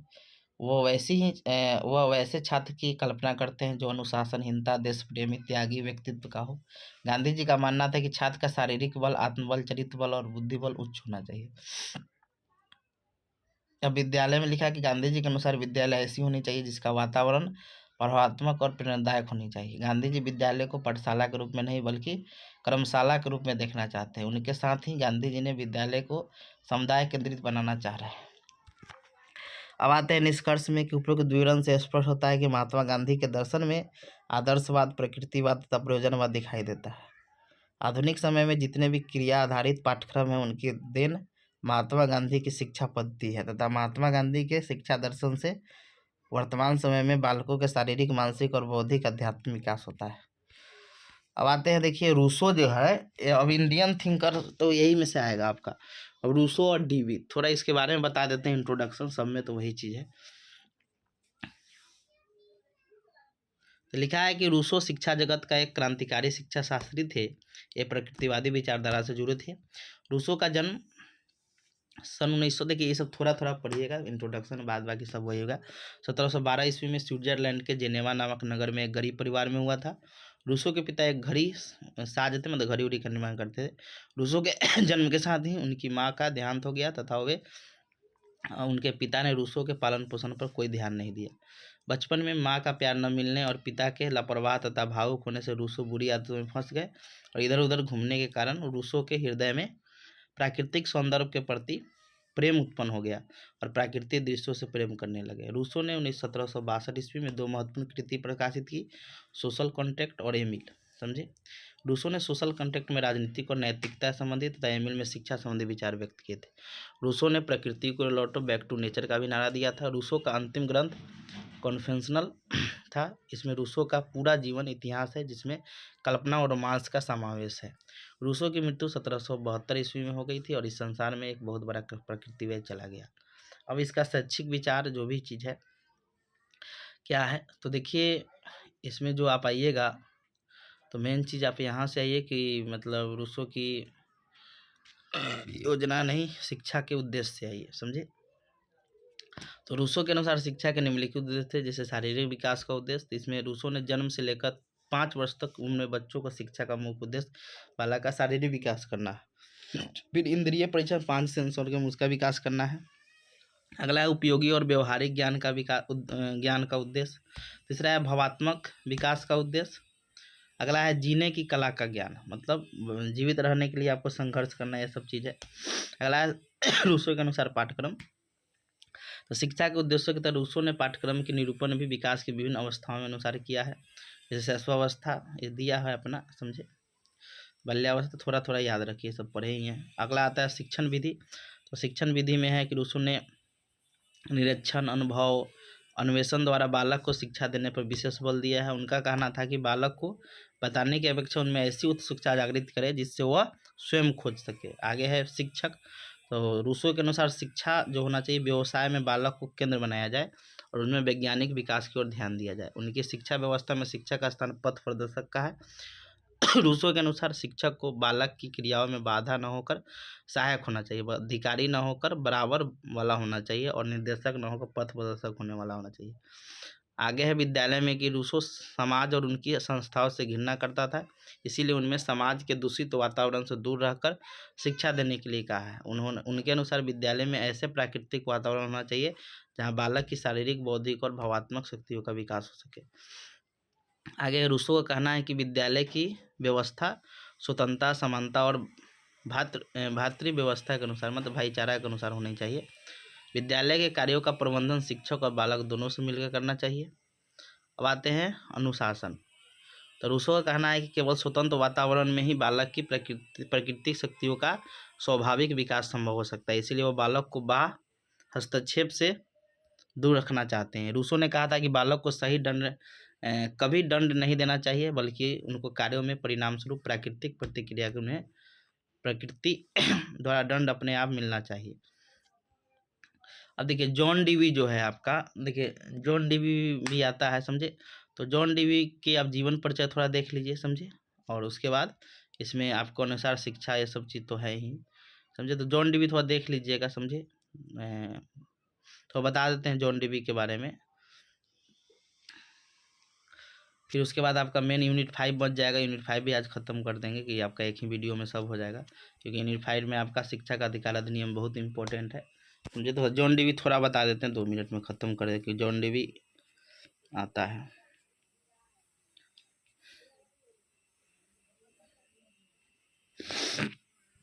जॉन डीवी के आते हैं हम लोग जीवन परिचय से। लिखा अमेरिका के सुप्रसिद्ध प्रयोजनवादी दार्शनिक और महान शिक्षा शास्त्री डॉक्टर जॉन डीवी का जन्म अमेरिका के वारमांड नामक ग्राम में एक व्यापारिक कुल में सन 1869 ईस्वी में हुआ था। डीवी के पिता आर्चवार्ड डीवी इसी ग्राम के एक साधारण दुकानदार थे। उन्होंने अपने पुत्र की प्रारंभिक शिक्षा वारमांट स्कूल में करवाया। प्रारंभिक शिक्षा प्राप्त करने के उपरांत डीवी अपने आदर्श माँ से प्रभावित होकर पारिवारिक परंपरा को तोड़कर कॉलेज की शिक्षा प्राप्त की। डीवी का पारिवारिक जीवन एक एवं विद्यालय की स्थिति ने उन्हें अपने दर्शन के प्रतिपादन में अत्यधिक योगदान दिया। अपने बाल्यकाल के प्रारंभिक अनुभव के आधार पर डीवी ने निम्नलिखित धारणाओं के निर्माण अत्यधिक सहायता किया कि वर्तमान विद्यालय में अपनाई जाने वाली परंपरागत शिक्षण विधियों का ये सब हो गया। अब डीवी के अनुसार आते हैं अर्थ एवं परिभाषा, समझे। तो ये तो उतना है नहीं जरूरी, समझे, परिभाषा कोई है नहीं, समझे। हम लोग आते हैं इसके शिक्षा के उद्देश्य पर। तो डीवी शिक्षा या किसी भी पूर्व निश्चित उद्देश्यों का समर्थन नहीं करते हैं, बल्कि वे परिस्थिति, समस्या और सिद्धांतों आदि के परिवर्तन के साथ साथ शिक्षा के उद्देश्यों को भी परिवर्तन पर जोर देते हैं। डीवी ने परंपरागत रूप से स्वीकार किया जाने वाला शिक्षा के पूर्व उद्देश्यों का विरोध करते हुए शिक्षा में प्रयोगवादी उद्देश्यों का उल्लेख किया, जैसे तत्कालीन उद्देश्य अनुभवों पर सतत पुनर्निर्माण, वातावरण के साथ समायोजन, गतिशील एवं लचीले मन का निर्माण, सामाजिक कुशलता की प्राप्ति, आर्थिक कुशलता, निषेधात्मक शिक्षा, स्वीकारात्मक नैतिकता। इस तरह से मतलब डीवी के अनुसार शिक्षा दर्शन की तैयारी नहीं है, बल्कि स्वयं जीवन है। अब आते हैं पाठ्यक्रम।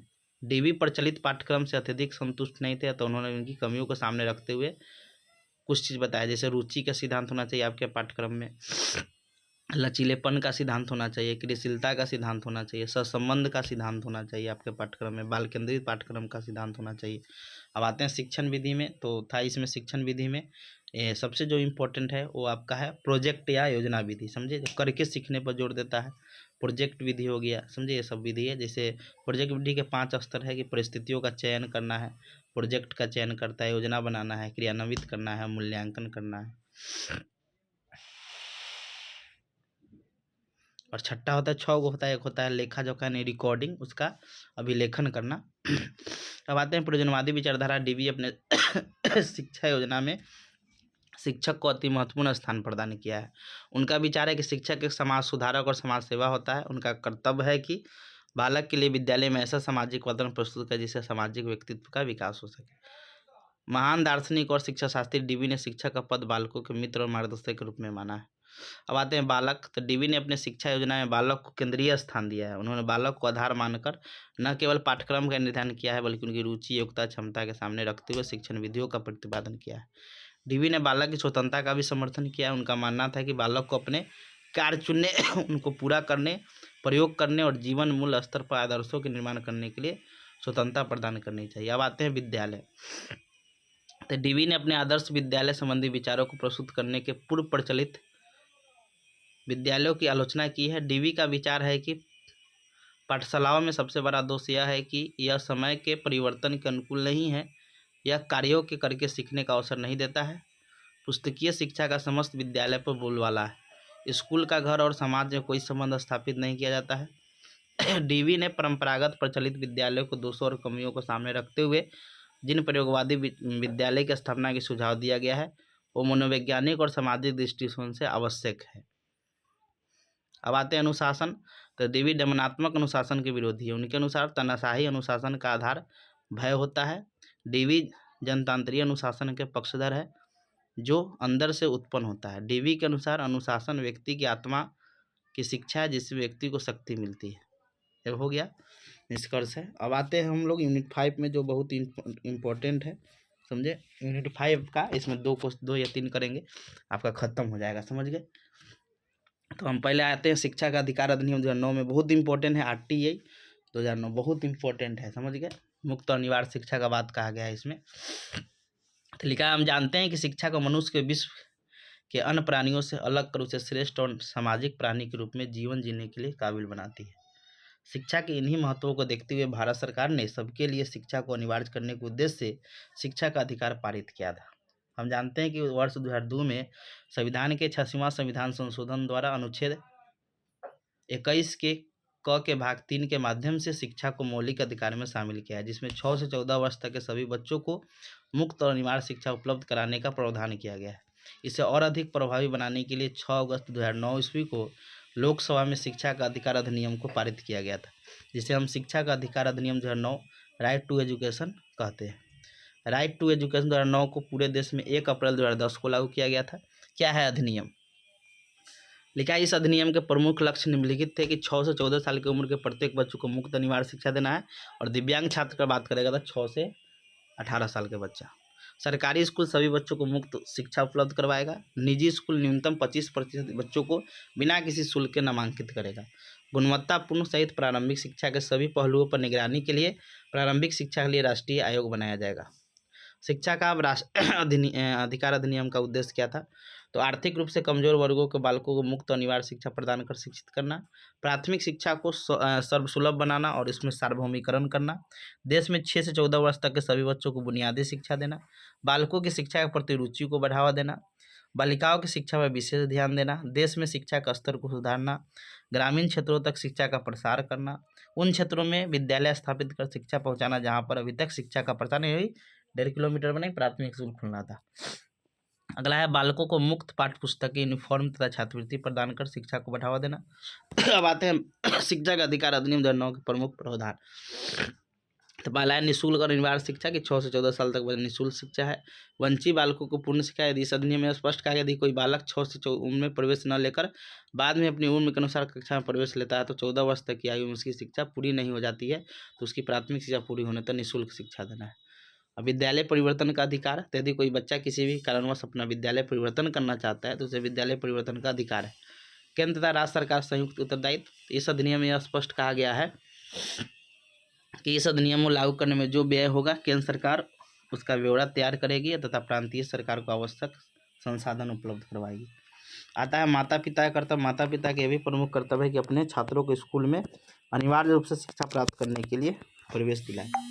आगे है विद्यालय का दायित्व। तो सरकारी विद्यालय में प्राथमिक शिक्षा निःशुल्क होगी और साथ ही निजी शिक्षण संस्थानों में आर्थिक रूप से असक्षम छात्रों को 25% सीट आरक्षित रहेगी। अनिवार्य प्रवेश, कोई भी विद्यालय जन्म प्रमाण पत्र के अभाव में बालक को प्रवेश देने से मना नहीं कर सकता है। प्रवेश तिथि समाप्त हो जाने पर भी बालक को प्रवेश देने से मना नहीं कर सकता है।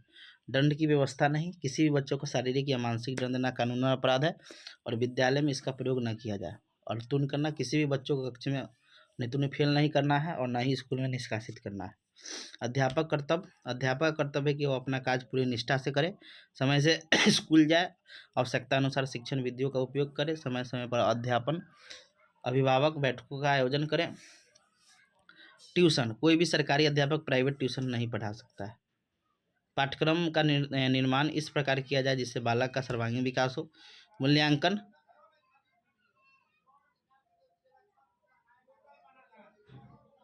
मूल्यांकन सतत और व्यापक मूल्यांकन प्रक्रिया पर आधारित होना चाहिए। शिक्षा का अधिकार अधिनियम 2000 की कमी तो पूछता नहीं। अब आते हम लोग, निष्कर्ष हो गया कि उपरोक्त विवरण से स्पष्ट होता है कि शिक्षा ही मनुष्य को पशु से अलग बनाता है। इसीलिए केंद्र सरकार ने 6 से 14 वर्ष के बालकों के लिए निःशुल्क और अनिवार्य शिक्षा की व्यवस्था की है। हम ये भी जानते हैं कि शिक्षा वर्तमान नहीं बल्कि भविष्य के निर्माण का भी अनुपम साधन है। अब देखिए, शिक्षा का सार्वभौमिकरण पूछता है, बहुत इंपॉर्टेंट है। तो देखिए, है लिखा कि प्रस्तावना में कि सार्वभौमिकरण अंग्रेजी भाषा के यूनिवर्सलाइजेशन शब्द का हिंदी रूपांतरण है, जिसका अर्थ होता है कोई चीज़ को जन जन तक पहुंचाना। समझे? शिक्षा का सार्वभौमिकरण का तात्पर्य है कि शिक्षा समस्त व्यक्तियों तक पहुंचे क्योंकि हम जानते हैं कि शिक्षा ही व्यक्ति को अंधकार से प्रकाश की ओर ले जाने वाली प्रक्रिया है। यानी शिक्षा ज्ञान रूपी अंधकार को दूर कर ज्ञान की ज्योति से प्रकाशित करने वाली प्रक्रिया है। इसीलिए शिक्षा को मनुष्य का तृतीय नेत्र कहा जाता है। शिक्षा में सार्वभौमिकरण शब्द का प्रयोग सर्वप्रथम इंग्लैंड ने किया था। जब इंग्लैंड में प्राथमिक शिक्षा को अनिवार्य और निःशुल्क किया गया तो उस समय इसका उद्देश्य शिक्षा को देश के एक निश्चित आयु वर्ग के सभी बच्चों को उपलब्ध कराना था। इसीलिए वहाँ के सार्वभौमिकरण शब्द का सर्वप्रथम प्रयोग हुआ था। 15 फरवरी 1994 ईस्वी को नई दिल्ली के विज्ञान भवन में आयोजित मुख्यमंत्रियों के सम्मेलन में तत्कालीन प्रधानमंत्री श्री पी.वी. नरसिंहा राव ने सबके लिए शिक्षा पर बल देते हुए कहे थे कि शिक्षा समाज के सभी वर्गों के जीवन स्तर को सुधारने के लिए एक बहुआयामी साधन है। अब इसका अर्थ देखते हैं। वर्तमान समय में शिक्षा का सार्वभौमिकरण एक व्यापक शब्द हो गया है। सर्व शिक्षा या शिक्षा के सार्वभौमिकरण का अर्थ हुआ शिक्षा का सार्वजनिकरण करना, यानी शिक्षा को प्रत्येक व्यक्ति तक पहुंचाना। शिक्षा के सार्वभौमिकरण की परिभाषा इंटरनेशनल डिक्शनरी ऑफ एजुकेशन ने शिक्षा के सार्वभौमिकरण को निम्नलिखित परिभाषित करते हुए कहा है कि शिक्षा के सार्वभौमिकरण या सार्वजनिकरण से तात्पर्य शिक्षा प्रणाली से जिसमें जाति, रंग, धर्म, लिंग की विभिन्नताओं के बावजूद किसी भी उसके लिए शैक्षिक अवसर उपलब्ध कराया जाए।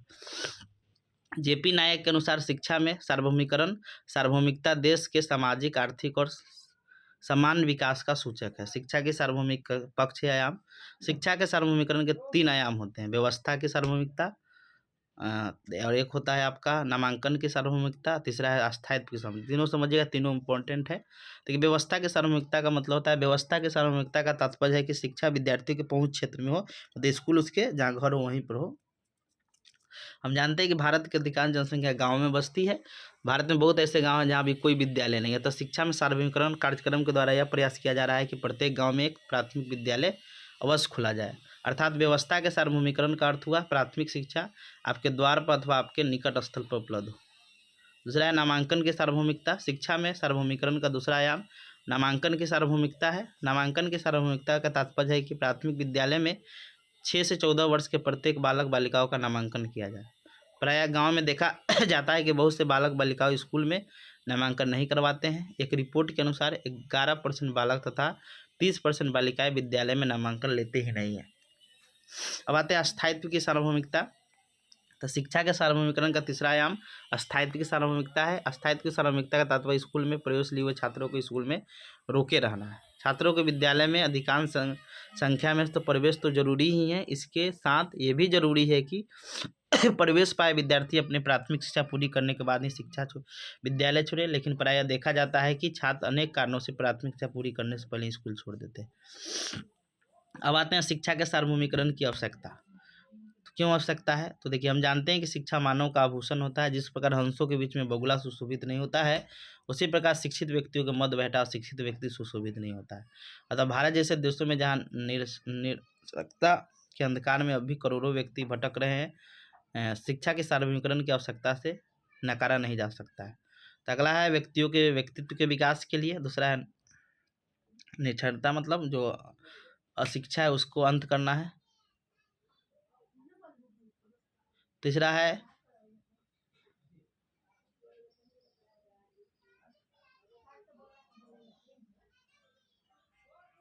जनतंत्र का विकास। चौथा है सामाजिक विकास। तो ये सब का विकास जरूरी है शिक्षा के सार्वभौमिकरण के लिए। अब आते हैं शिक्षा के सार्वभौमिकरण करने में संवैधानिक प्रावधान क्या है।